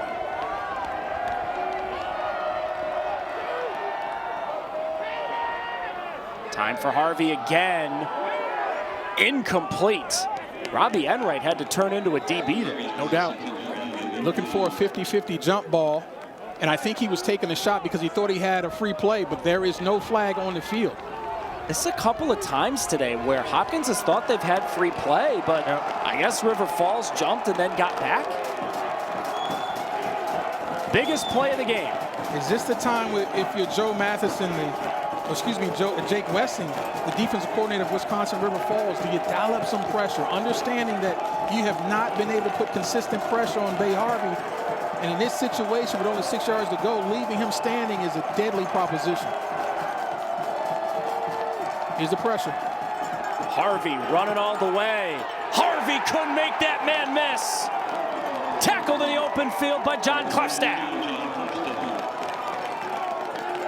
So they brought the blitz to try to disrupt the pass game. It ended up being a run, but what that does is that muddies up the front. And so it makes it really hard to find a running lane if you're Bay Harvey. Great penetration and a big play by Klefstad.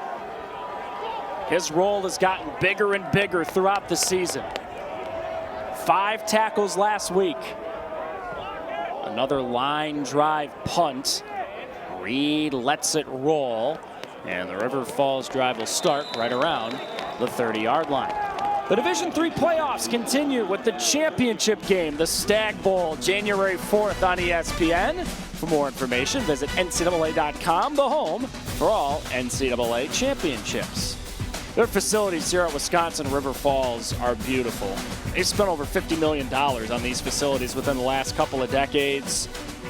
And there are some of those facilities right there. 50 M's. Yeah. That's a lot of money. That's how much they're paying you to do this game, right? I wish that they paid me a fraction of that, sir. Wide open man over the middle. It's Blake Rohrer. Blake Rohrer, in the biggest half in the history of Wisconsin River Falls football, has come alive. Just a crossing route. There's 2 ways to get deep in college football. Straight down the field and then running across. That looked like zone coverage, though. He should have had a defender show up. I saw nobody until it was too late. Handoff Reed. Room left side. Look at the speed from Jalen Reed. Caught a couple of touchdowns in the first half, and he just got a big chunk run halfway into the third quarter. Outside zone, and nobody showed up to set the edge. No edge defender. And that's just an easy run, just sprinting to the outside. I'm really surprised he ran out of bounds on his own. Blaha, throw. It's caught for a touchdown. They had a free play. Why not take a shot? And Blake Rohrer makes another catch. He's their deep shot guy. Another long, angular player, 6'3", 211 Offside. pounds. Defense, number 6. That penalty is declined. The result of the play is a touchdown. Came into this game tied with Austin Rush with 8 touchdowns. Correction, number 96. 96. Great protection, clean pocket, and just another 50-50 ball, asking your guy to win one-on-one. And right now the secondary of the Blue Jays are getting challenged, and they're failing these challenges. You know, once upon a time, Blake Rohrer, the guy who just caught the touchdown for River Falls, is on the hoops team here. They just keep throwing him jump balls, and that guy's getting a lot of rebounds in the third quarter. And oh, by the way, Caleb Blaha has thrown for 5 touchdowns. He's accounted for 6. And one of the best offenses and the fastest offense at any level of college football has got pedal to the metal.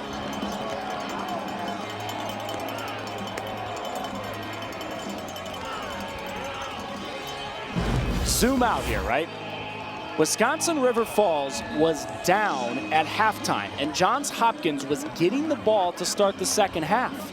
It's a River Falls team that threw an interception with 4 seconds remaining in the second quarter. Hopkins easily could have made a field goal and gone up by 2 scores, but Hopkins misses that field goal. Hopkins can't score. They go 3 and out on their first drive of this third quarter, and River Falls has taken control of this game back. And it's the complementary football that we've seen them play all year. That's what got them there.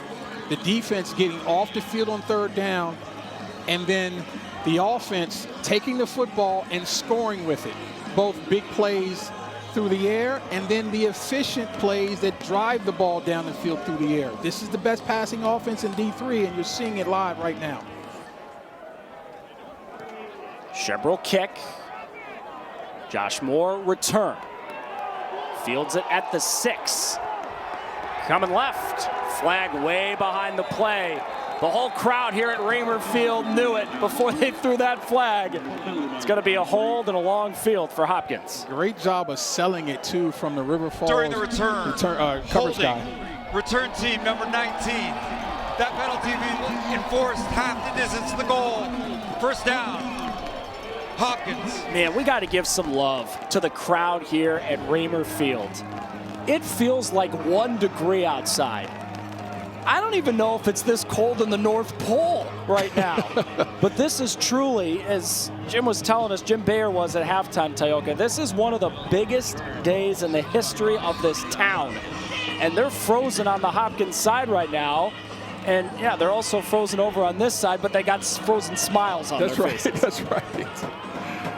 And they've got a great opportunity defensively to pin this offense down and force a punt that may be in the end zone. Critical stage now for the Blue Jay offense.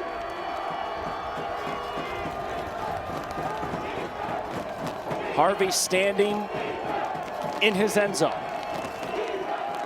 Moves up to the 1, runs it to the right, waiting for a hole to open up, and there's not much. A couple of yards for Harvey on first down, as it may be holiday break here at Wisconsin River Falls. And that shot was clearly taken it earlier because the wind is not whipping those flags as much as it is currently right now. Gorgeous campus here. We made a joke earlier about how this kind of feels like the real life version of the town and It's a Wonderful Life. Driving in to call the game this morning, there was a sign on the American Legion. Come watch the Falcons, 11:30 in the morning, we'll be here.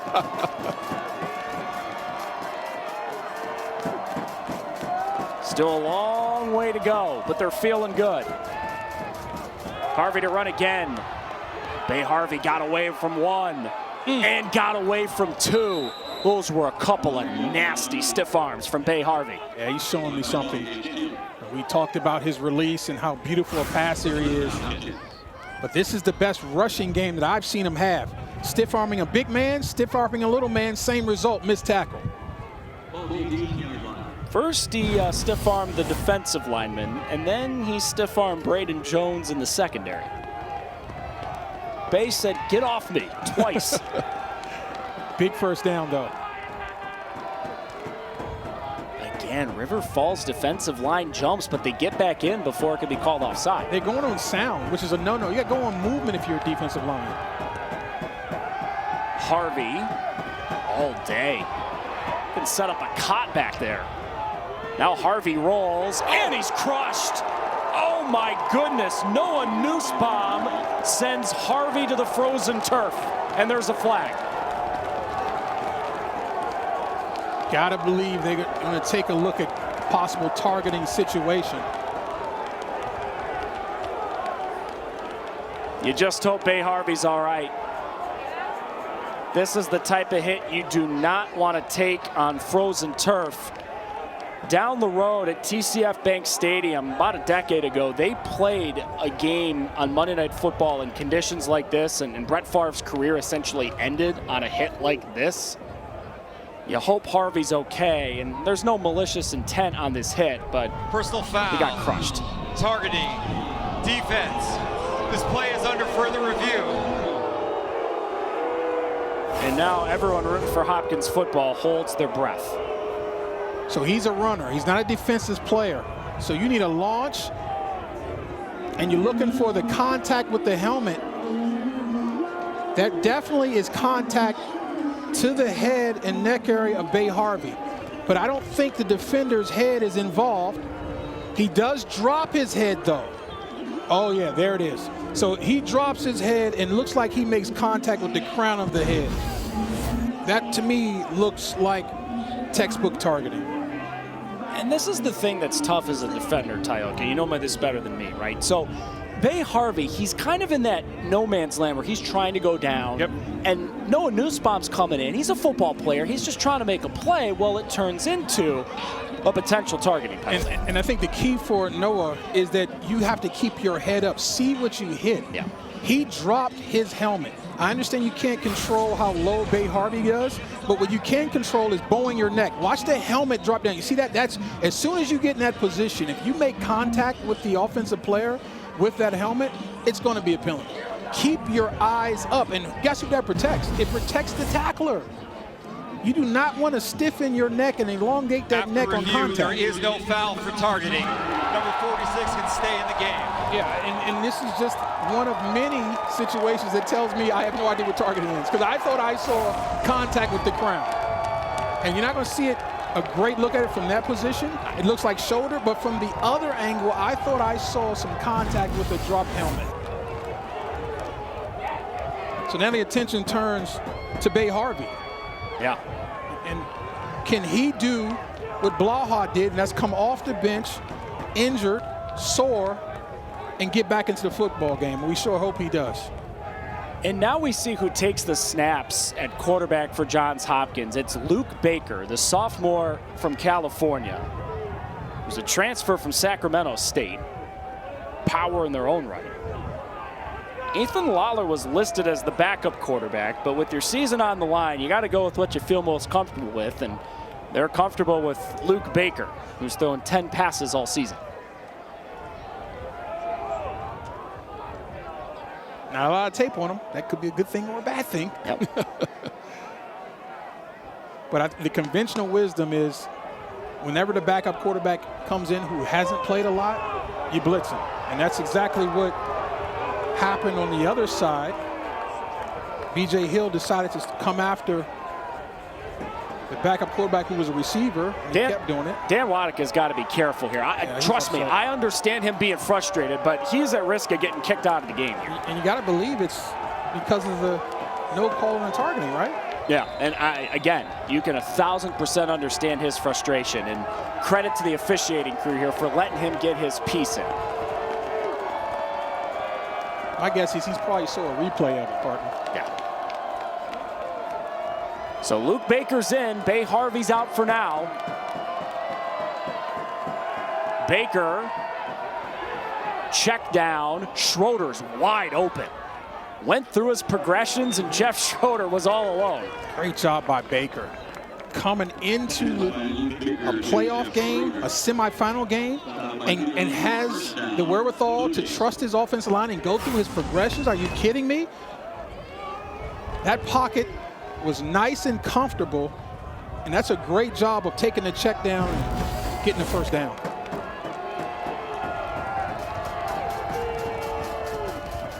Schroeder right. Jeff Schroeder with room. The backup quarterback may be in, but when you can lean on this great running back, you got a heck of a security blanket. We told the audience in the open that this might be the most balanced team in D3 because they can run and throw with equal efficiency and equal effectiveness. Same play, similar result. Schroeder, a man possessed, running the football in the last couple of snaps. The running game is a backup quarterback's best friend as we see an injured player down. For an injured player. It's Charlie Pearson, the right guard, right tackle. 6'4", 300 pounds. One of the few 300-pounders in this offensive line room. In fact, by my card, the only one. Not very big. Again, those guys are just athletic. You see Jackson McCalsick getting warmed up and ready to play.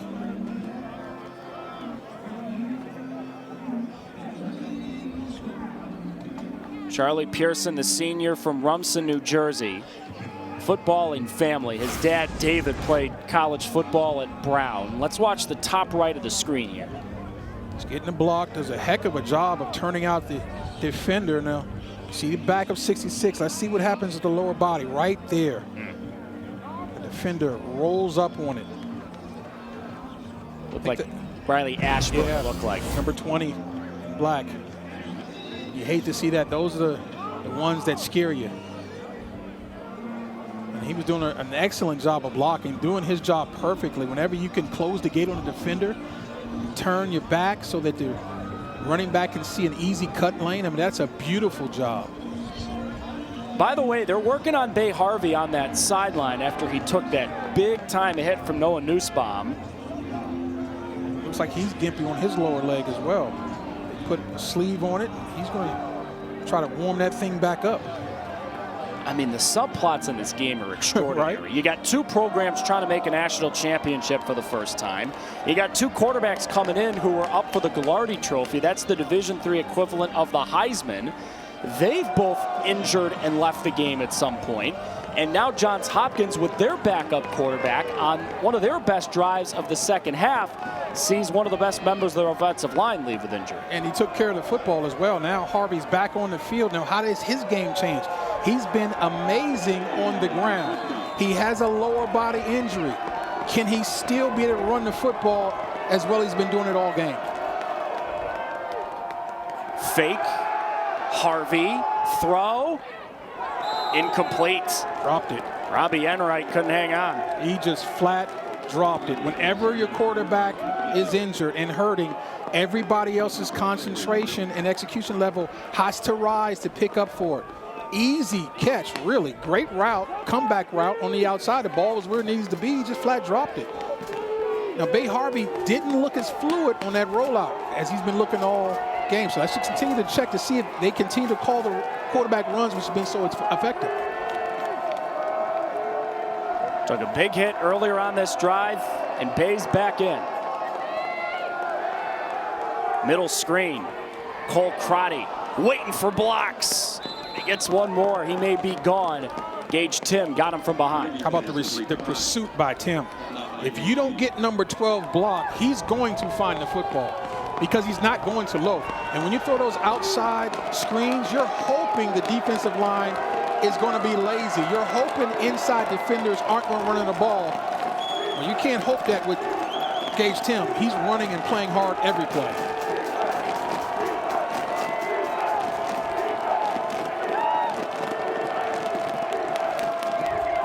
Ron Schroeder slowed up, kept his feet, and kept the drive alive.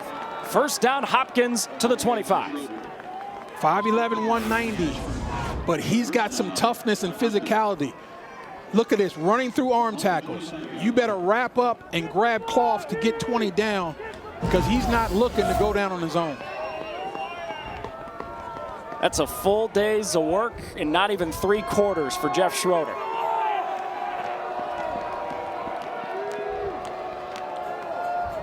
High snap, Harvey got it down, and Schroeder was crushed. Oh boy, you talk about a big hit. Connor McKenzie laid the lick. That's how you tackle Jeff Schroeder. See the difference between the last play and this one? Chest him up, wrap your arms, and run your feet. Beautiful job by Connor McKenzie. Hopkins got to snap it one more time at least in a third quarter where River Falls has regained control. Two teams trying to make the Stag Bowl for the first time ever. They'll play the winner at John Carroll in North Central later today. Harvey, another screen. This time it's Josh Moore. He got the blocking. Josh Moore, first down and more. And Johns Hopkins will have first down and goal, trying to tie the football game when we go to the fourth quarter. You're watching an instant classic at Raymer Field in River Falls, Wisconsin.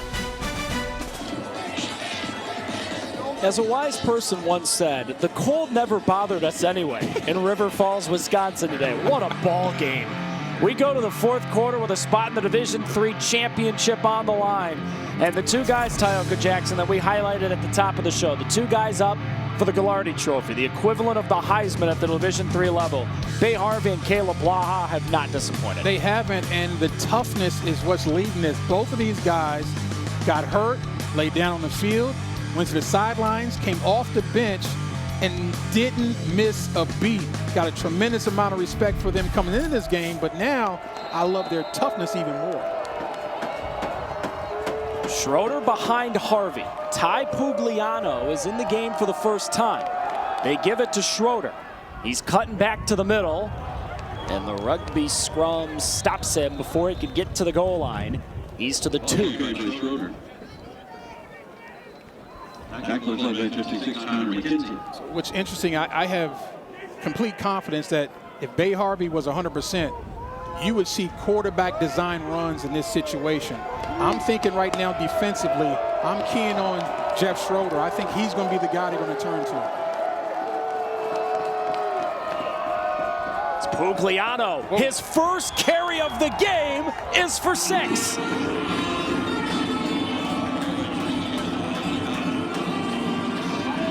How about that for a change-up if you're Alex Havardis? He's thinking that the defense is thinking what I was thinking. Look at number 20. Well, number 20 is the lead blocker on this one. And Pugliano says, I can run it too. 5'11", 195-pound junior. North Medford High School, stand up. Always got to watch extra points in the operation on a frigid, windy day. They get the snap down, and the extra point is good. We are tied again, 41-all, in a game they'll be talking about forever in River Falls, Wisconsin. Ty Pugliano's first carry of the ball game has tied us up again. What a drive. Hopkins backed into a corner, and they just tied it up. 13 plays, 94 yards in just over 6 minutes. But they're about to give the ball back to an offense that they've nicknamed Top Gun because of how fast they go and how many plays they run. Offense for River Falls that averages 30 more plays than their opponents per game, 241 more snaps than their opponent all season long. And Caleb Blaha, who by his own admission is the rooster of the offense, is like Miles Teller of the new Top Gun, which he said is better than the old one. Clearly, he's just showing his age there. Caleb's having a heck of a game. 5 passing touchdowns, 1 running touchdown in a game where he was injured. On the second drive of the game, he had to leave on a hard hit and didn't play the rest of that drive. He has bounced back. He has played one of the games of his life in the biggest game in the history of Wisconsin River Falls football. Matt Walker's program trying to get to the national championship game for the first time ever. Again, they got a hold on the kickoff because the wind is playing tricks. And they will return this with Jalen Reed. And that was not a good decision. Jalen Reed can't even get to the 20-yard line. River Falls offense, Tyoka, sometimes it doesn't matter where you start them because they'll just make big play after big play. Yes, those big plays have been the hallmark of this team all year. And obviously, Blake Roher has been a huge part of that. And Jalen Reed had a terrific first half, and he's picking it up in the second half where he left off. But Blake, I tell you, 2 catches for 63 yards and a touchdown, over 30 yards a catch. That's pretty good. Reifenberger sits down, makes the catch, slips out of a tackle, and ended up getting the first down. What an effort by Steven Reifenberger. You know, Austin Rush is their leading receiver, and he's been very quiet today. But guys like Roher and Reifenberger and Hilton, they've stepped up and they've made their plays, and so haven't really missed Austin Rush. Reed motions out. Blaha looking in his direction. Incomplete. Carson Bordeaux had him in coverage. Second down. He couldn't set his feet. I mean, the rush had him backpedaling on the throw, and a lot of times when you see quarterbacks not being able to set their feet, throwing off their back foot, a lot of times it's interception ball. There was no safety in the vicinity, so they got lucky with that one, but just couldn't set his feet and throw an accurate football. Great rush. Blaha over the middle. Got it again.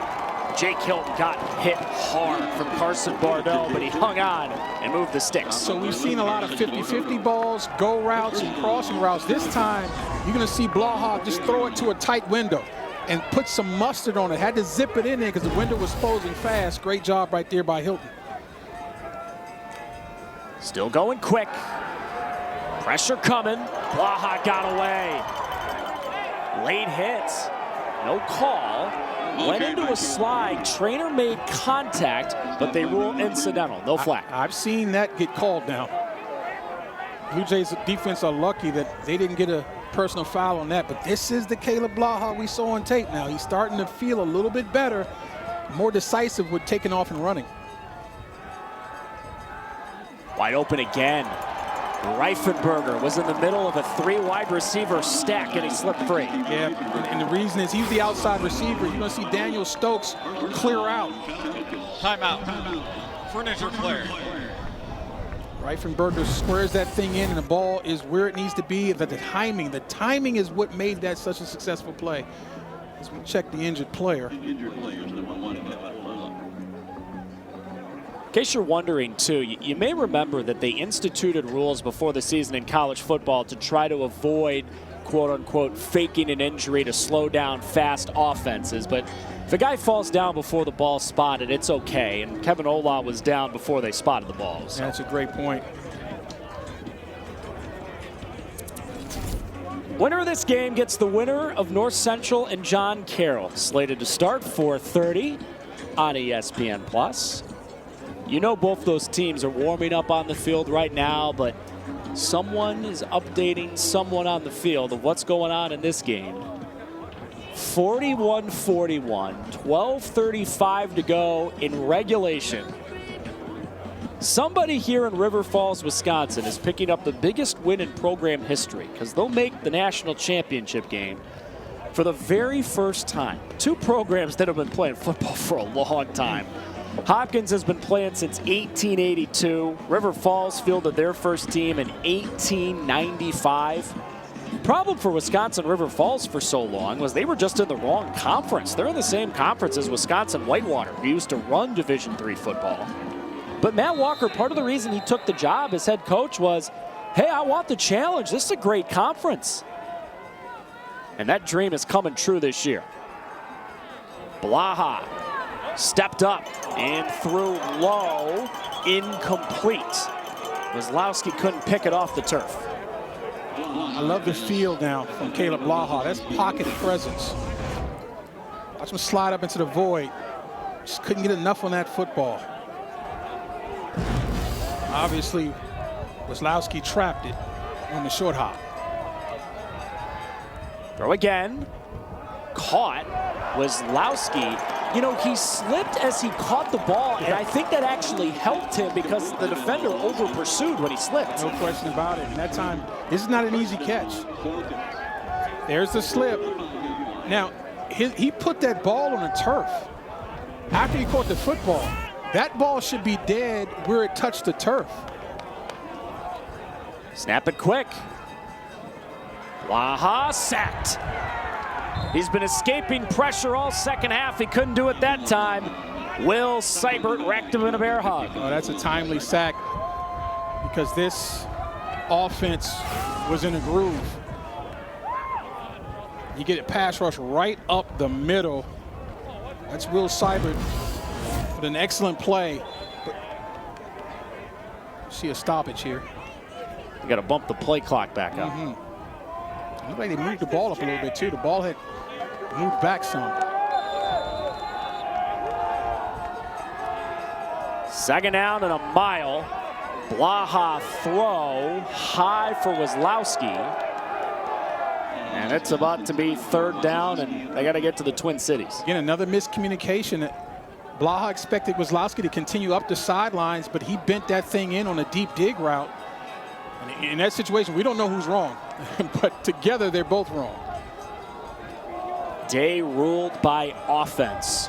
Can one of these defenses make a play? Hopkins trying to get off the field. This is a top 20 defense in rushing the passer. Blaha roll, throw. Oh, it was tipped twice and incomplete. It went off of Reifenberger's hands. Watching it live, either he wasn't expecting the ball or maybe he lost it in the sun. Yeah, exactly. I mean, that effort looks bad. You got to believe he lost this, right?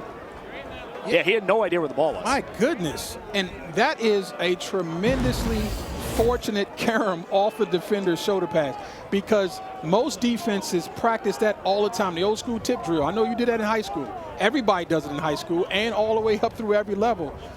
That could have been a huge mistake offensively. Now, can they pin him deep? Jeffrey Freund's punt takes a good bounce, and he's just pinned Hopkins inside the 20. It's the 5th time this year the freshman, Jeffrey Freund, who will pitch on the baseball team when the weather gets warmer, has pinned an opposing team inside the 20-yard line. Tioka, you know this as a former player. You work so hard in the offseason. You spend such long hours during the season. And then it all comes down to one moment, one drive.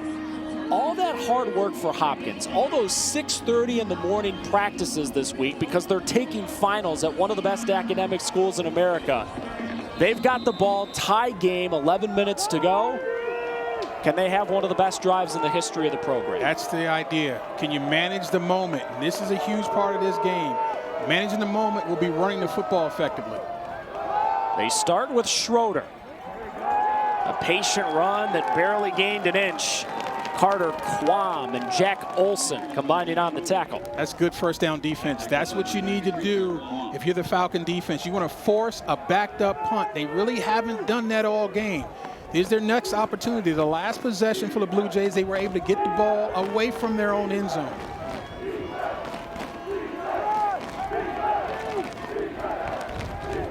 Raymer Field, not frozen yet. The crowd that's here is making some more noise.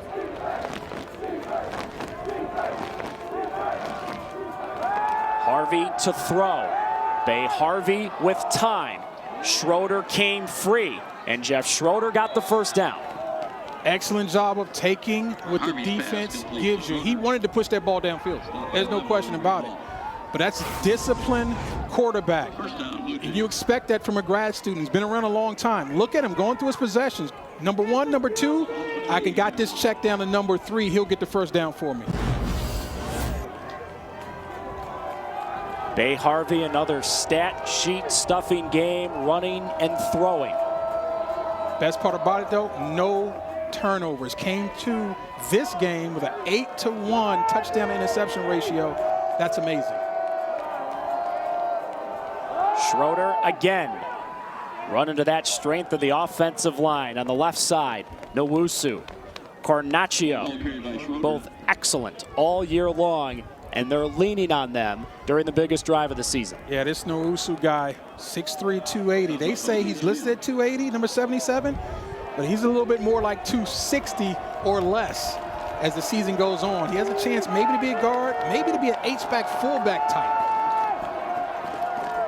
Starting to work that clock now. Both teams have 3 timeouts plus the 2-minute timeout.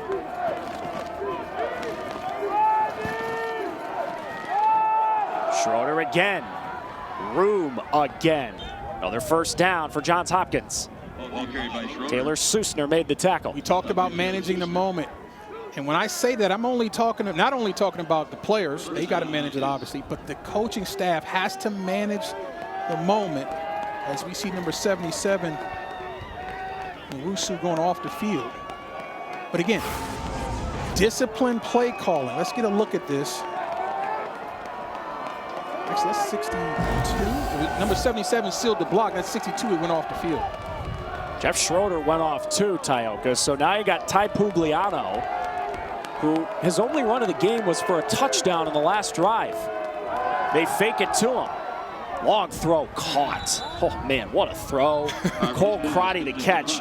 This is a big-time arm talent throw from Bay Harvey. Yeah, he gripped it and ripped it, but again, the timing, though. If he throws that ball late, I promise you it's getting broken up or going the other way. He gets it out of his hands quickly, so that long throw is a lot less dangerous, and obviously the ball placement is away from the defense.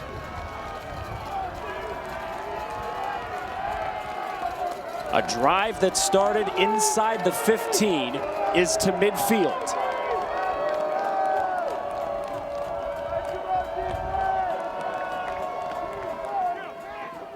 Harvey got crushed. Look out from behind. Jack Olson, hello. That's a dream scenario for an edge defender. Allow me to be unblocked and run at the quarterback. But can you make the tackle? The answer is yes, because I'm getting there so fast. Huge hit right there. Jack, a guy grew up 20 minutes away in Prescott, Wisconsin. Coming up on 15 career sacks. One of the biggest of his career. That big hit has got the big crowd back into this game.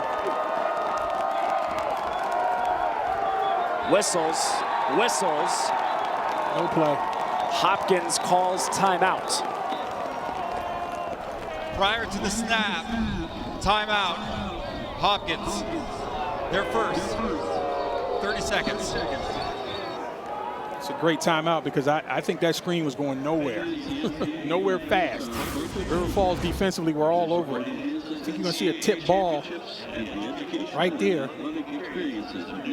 That was Connor McKenzie. And then even if the offensive player had caught it with so many defenders, so many black shirts in the area, he was going nowhere.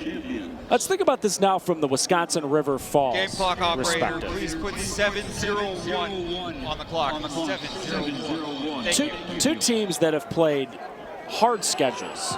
By many statistical measures, these two teams have played the two toughest schedules in Division III football all year. And we've talked about how Johns Hopkins is clearly trying to play this scenario, but if you're River Falls, let's assume Hopkins comes back and gets a first down, even facing 2nd and 16. If you're Matt Walker, at some point, do you have to start thinking about calling your own timeouts? Yeah, I think once you get below 6 minutes, that's a real thought. You're at 7 now, you're fine. Obviously, you're hoping that your defense can capitalize on this great scenario of 2nd and forever. But if they can and this clock gets below 6, you got to start using them.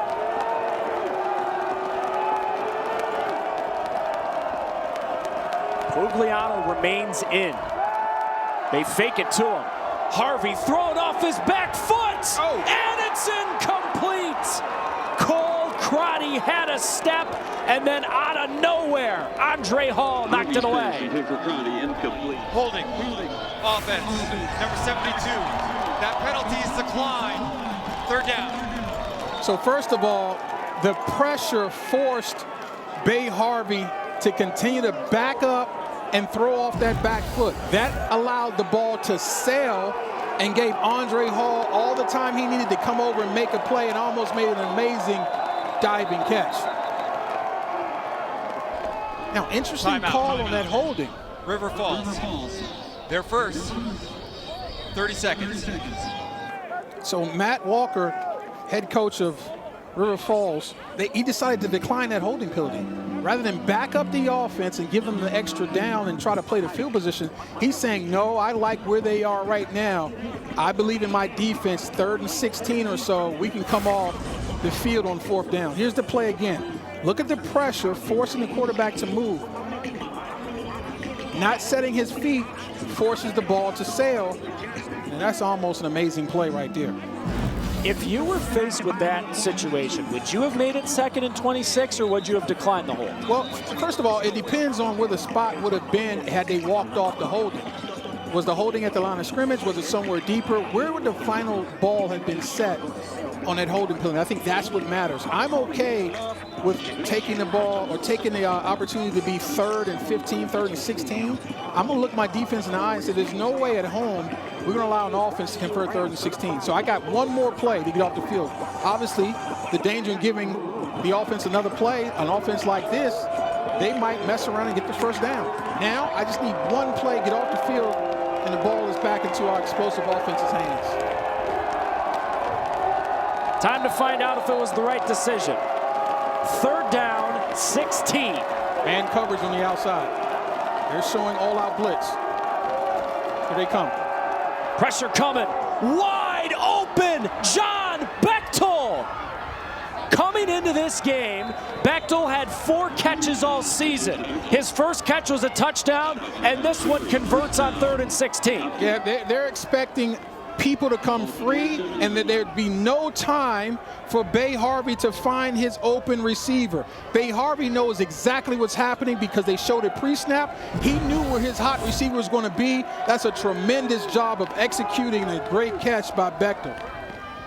Pugliano hit right at the line of scrimmage, falls forward, doesn't gain a yard. Jack Olson again in on the tackle. Sometimes defenses are willing to be a little unsound because they think the pressure is going to force a mistake. The problem is they walked up, showed the pressure, and so that's giving pre-snap information to a guy like Bay Harvey. He's been around forever.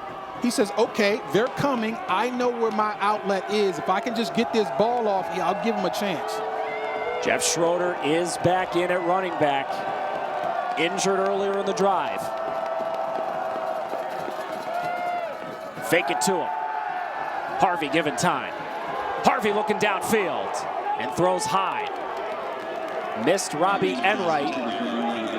3rd down long again coming up for Johns Hopkins. Unbelievable coverage by the secondary of the Falcons because Bay Harvey had forever in that pocket and couldn't find anybody. Is this 4-down territory? Wow. With this win, it looks like the wind has died down a little bit. I think it is. And with that in mind, don't be surprised if Jeff Schroeder gets this football and see if he can get at least 5 to 6 yards or more. 3rd down long. Harvey taking a shot to the end zone. Incomplete. Cole Crotty couldn't connect. Braden Jones was there in the nick of time. And Jones was in really good position. A lot of times defensive backs, if their position is good, it's going to force perfection, and that time perfection could not happen. Great effort, though, by Crotty. Just ball thrown a little bit too far outside, but that's the danger of going for the home run on 3rd down. I like the idea of running it, giving yourself 5 or so, and making this 4th down a lot easier.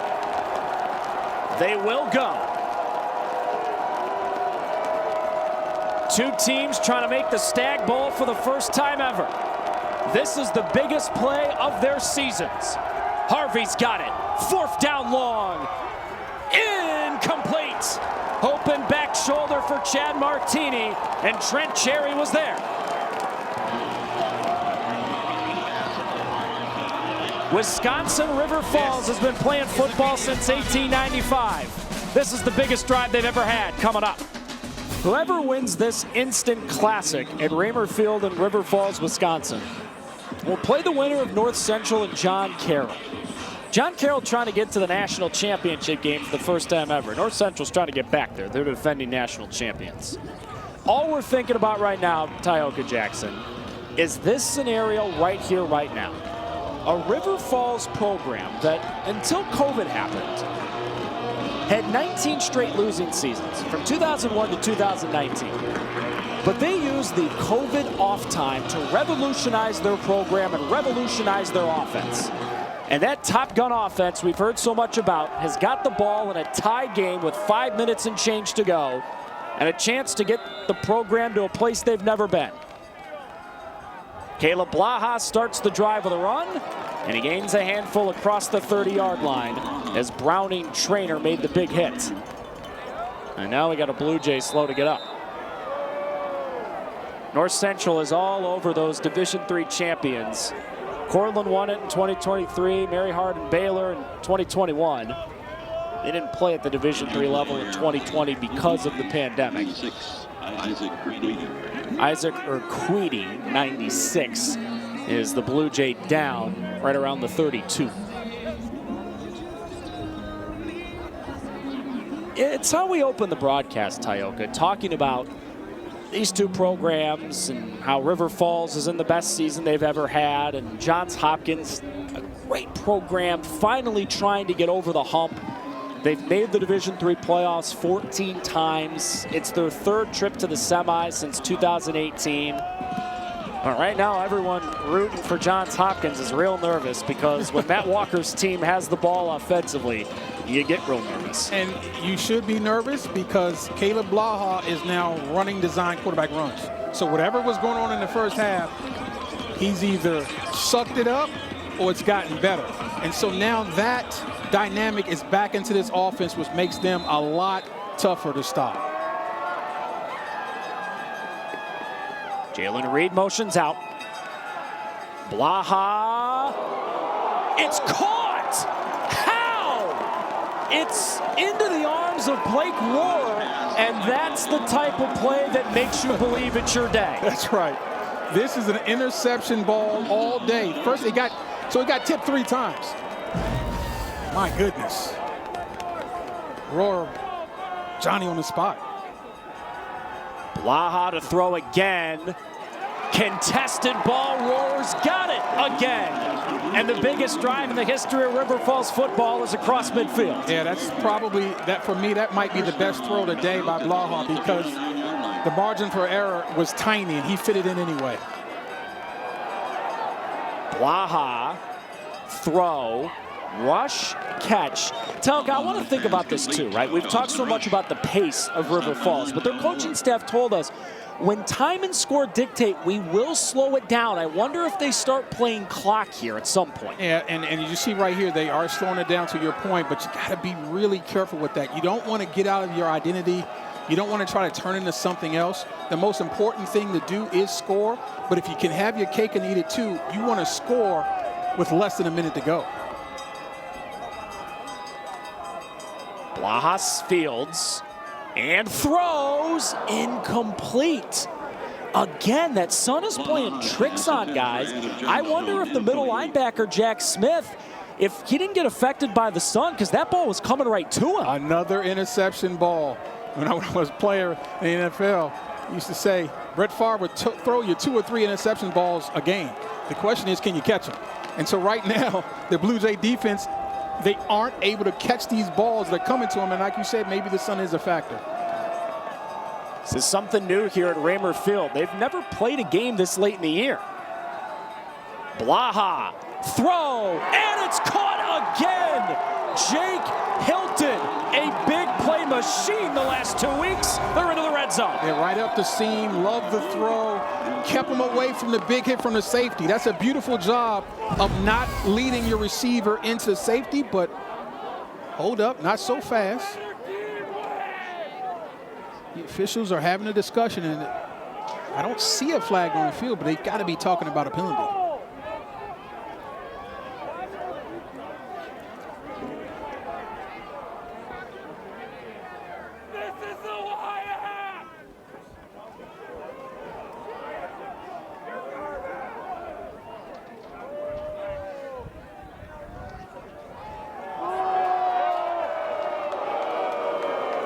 Oh my goodness, that's gigantic call. It's a legal substitution and loss of down, so it's 4th down. OMG. What happened there? And it didn't look like they were going fast. I'm not sure. Wow. They may have illegally substituted the running backs. So does that mean there were more than 11 guys in the huddle? That's... Will someone not report? Well, Tioka, for now, they've got the offense on the field, and they are going to go. How about this decision? Caleb Blaha tuck, Caleb Blaha run, and he doesn't get it. Don't understand that. Jack Schondelmeyer made the tackle. Did the coaching staff not understand it was 4th down?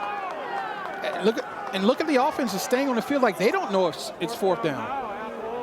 Oh my goodness.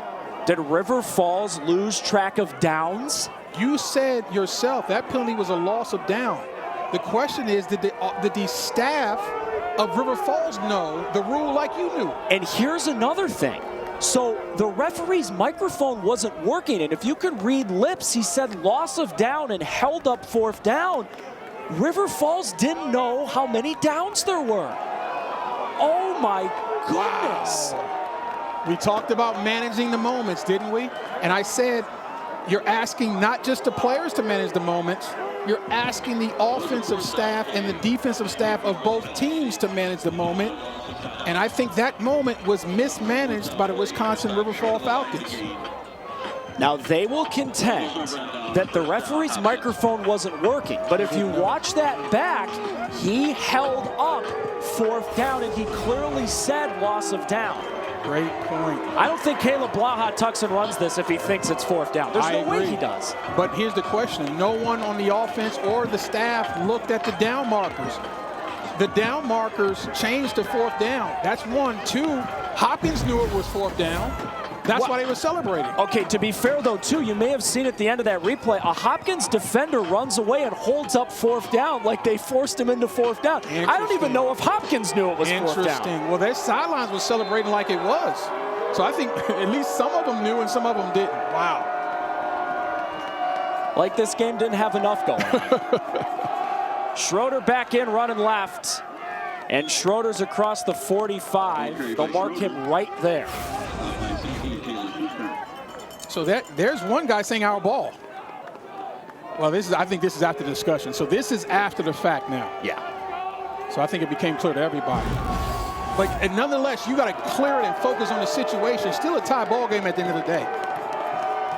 Both teams have to clear whatever just happened and find a way to execute at the highest level with under 2 minutes and 30 seconds left to go. Run it again.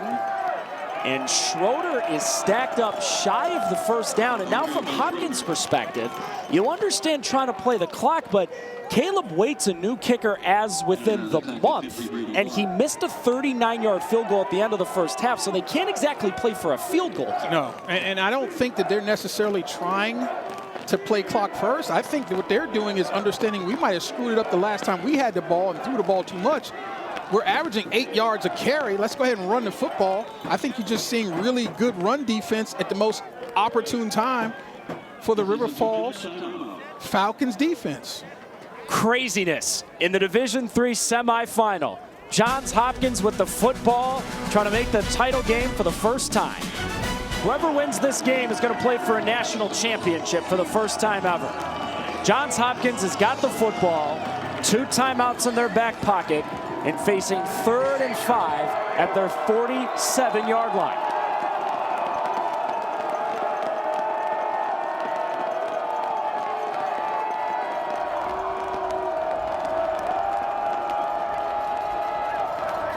Harvey's got the snap. Bay Harvey's got the time. Bay Harvey incomplete. Hoping for Robbie Enright, and the flag they're hoping for is not coming. Jake Wissing, the defensive coordinator, has got to be feeling amazing about his secondary.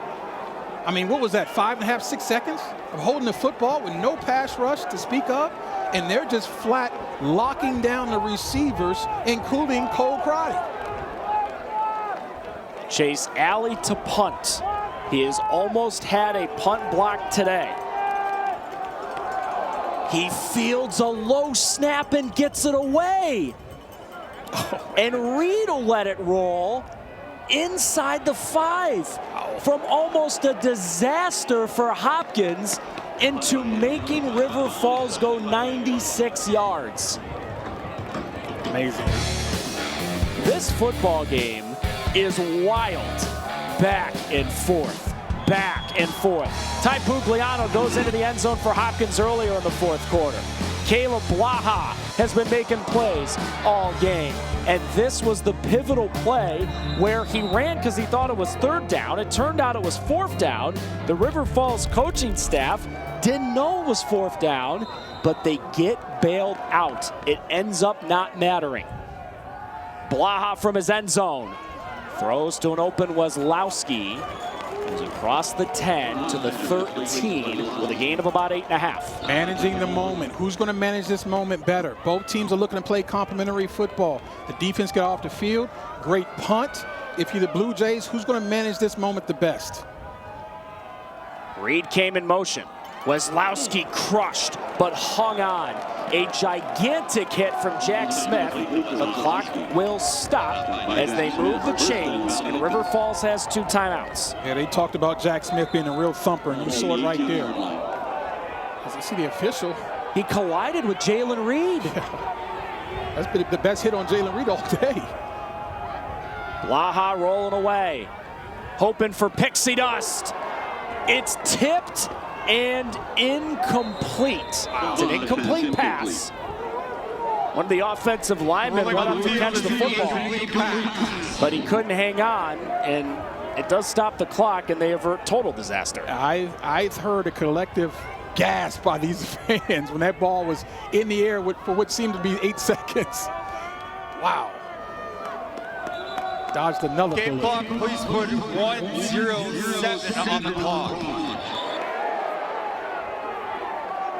That's how much is on the clock. The crowd is know making sure that if they're still upset at the officials doing their job on that loss of down call. Blaha navigates that pocket and falls down. On the Blue Jays, I'm looking to call timeout here. Jack Smith made the tackle, and for now, no one's calling timeout. Now we get a Hopkins timeout. Yeah, they gave up about 4 seconds at least. And in this situation, that 4 seconds can be crucial.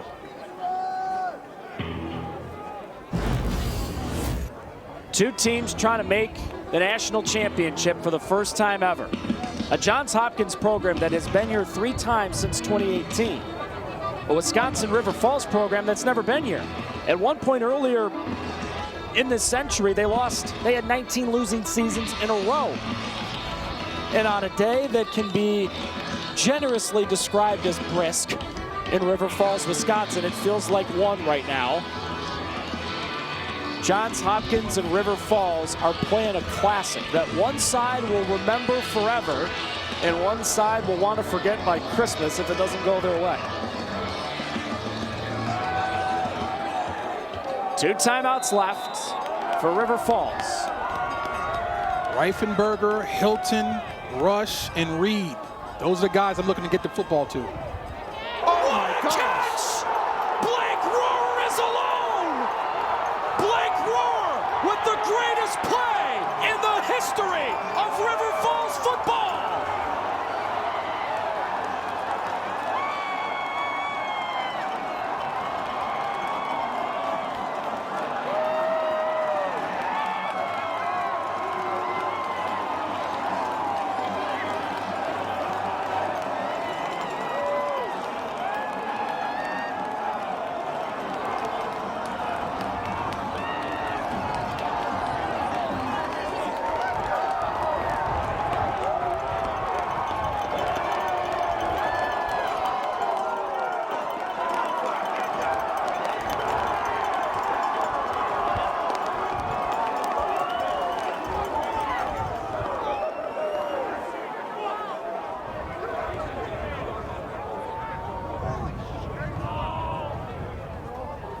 High snap put down, and the kick is through.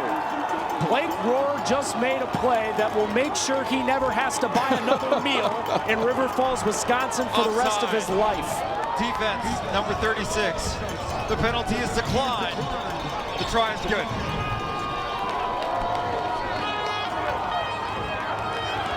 Well, to me, Evan, this ball looked like it was supposed to be incomplete, and Rohr snatches it away from the incompletion land and puts it in the end zone land. And if you're a safety for the Blue Jays, you got a decision to make. Do I go for the ball or do I go for the tackle? And obviously, the wrong decision was made, totally lost vision of the receiver, and the length of Blake Rohr shows up with a huge catch, maybe the biggest and most important in the history of the program. You having yourself a day, Rohr. And it's so funny, I mentioned the receivers couldn't make it down to Rohr's name, and he's the one that makes the play. Blake Rohr, 3 touchdown catches. Caleb Blaha, 6 touchdown passes. He's accounted for 7. And now they got to get through 47 seconds and 1 Johns Hopkins timeout. Wow. Are you not entertained? Are you not entertained? My goodness, what a game. Blake Rohr has caught 11 touchdowns this season. He came to Wisconsin River Falls playing basketball, and he just made a play that, if they hang on, will make him a living legend.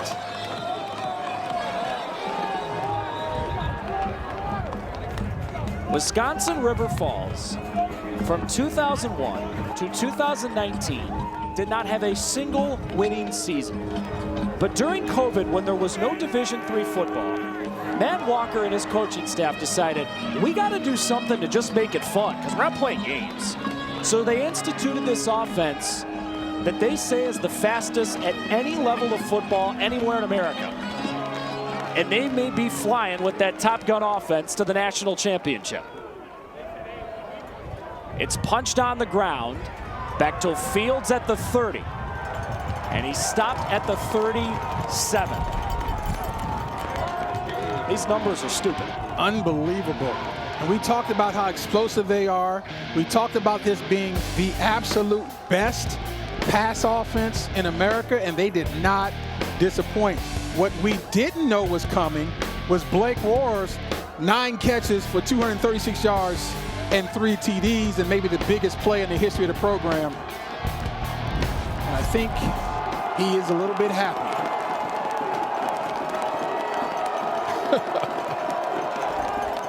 One last gasp for Johns Hopkins. Harvey needs magic, and he needs it now. Harvey intercepted! It's picked off by Brady Block. His first career interception sends River Falls to the Stag Bowl.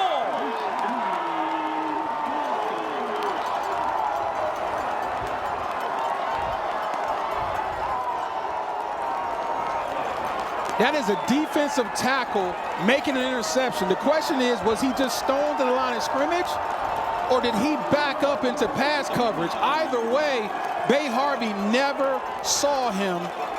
What an amazing play by Brady Block. And he's just standing in coverage, maybe spying. And again, Brady never sees him. What an amazing athletic catch. Beautiful job. You're supposed to have hands of stones when you play the defensive tackle position, but not right there. For 20 years, Wisconsin River Falls didn't have a winning season. Wisconsin River Falls has become the power in this portion of Division III football in what feels like the blink of an eye. They've been playing football at Wisconsin River Falls since 1895. And today, Saturday, December 20th, 2025, is the greatest day in the history of River Falls football. For the first time ever, they will play for a national championship.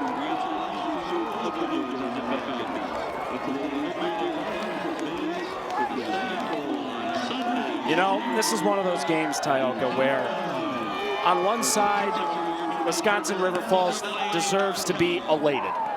And on the other side, for Johns Hopkins, did not deserve to lose. Remarkable football game we just watched. Listen, they came in as the heavy underdog in a tough place to play, had some travel issues, and none of that mattered. They came in and played the game of their season and almost pulled it off. Nothing to hang your hat on. This was an amazing year for Johns Hopkins, and if you're Johns Hopkins, you're thinking our future's pretty bright. Remarkable stuff. You just watched history in River Falls, Wisconsin, on a day where it feels like it's won. A few days before Christmas, they just unwrapped a present under the tree they've been waiting for generations. For Tioka Jackson and our entire hard-working crew, Evan Stockton saying so long, where River Falls, Wisconsin River Falls, wins one of the best college football games you'll ever game.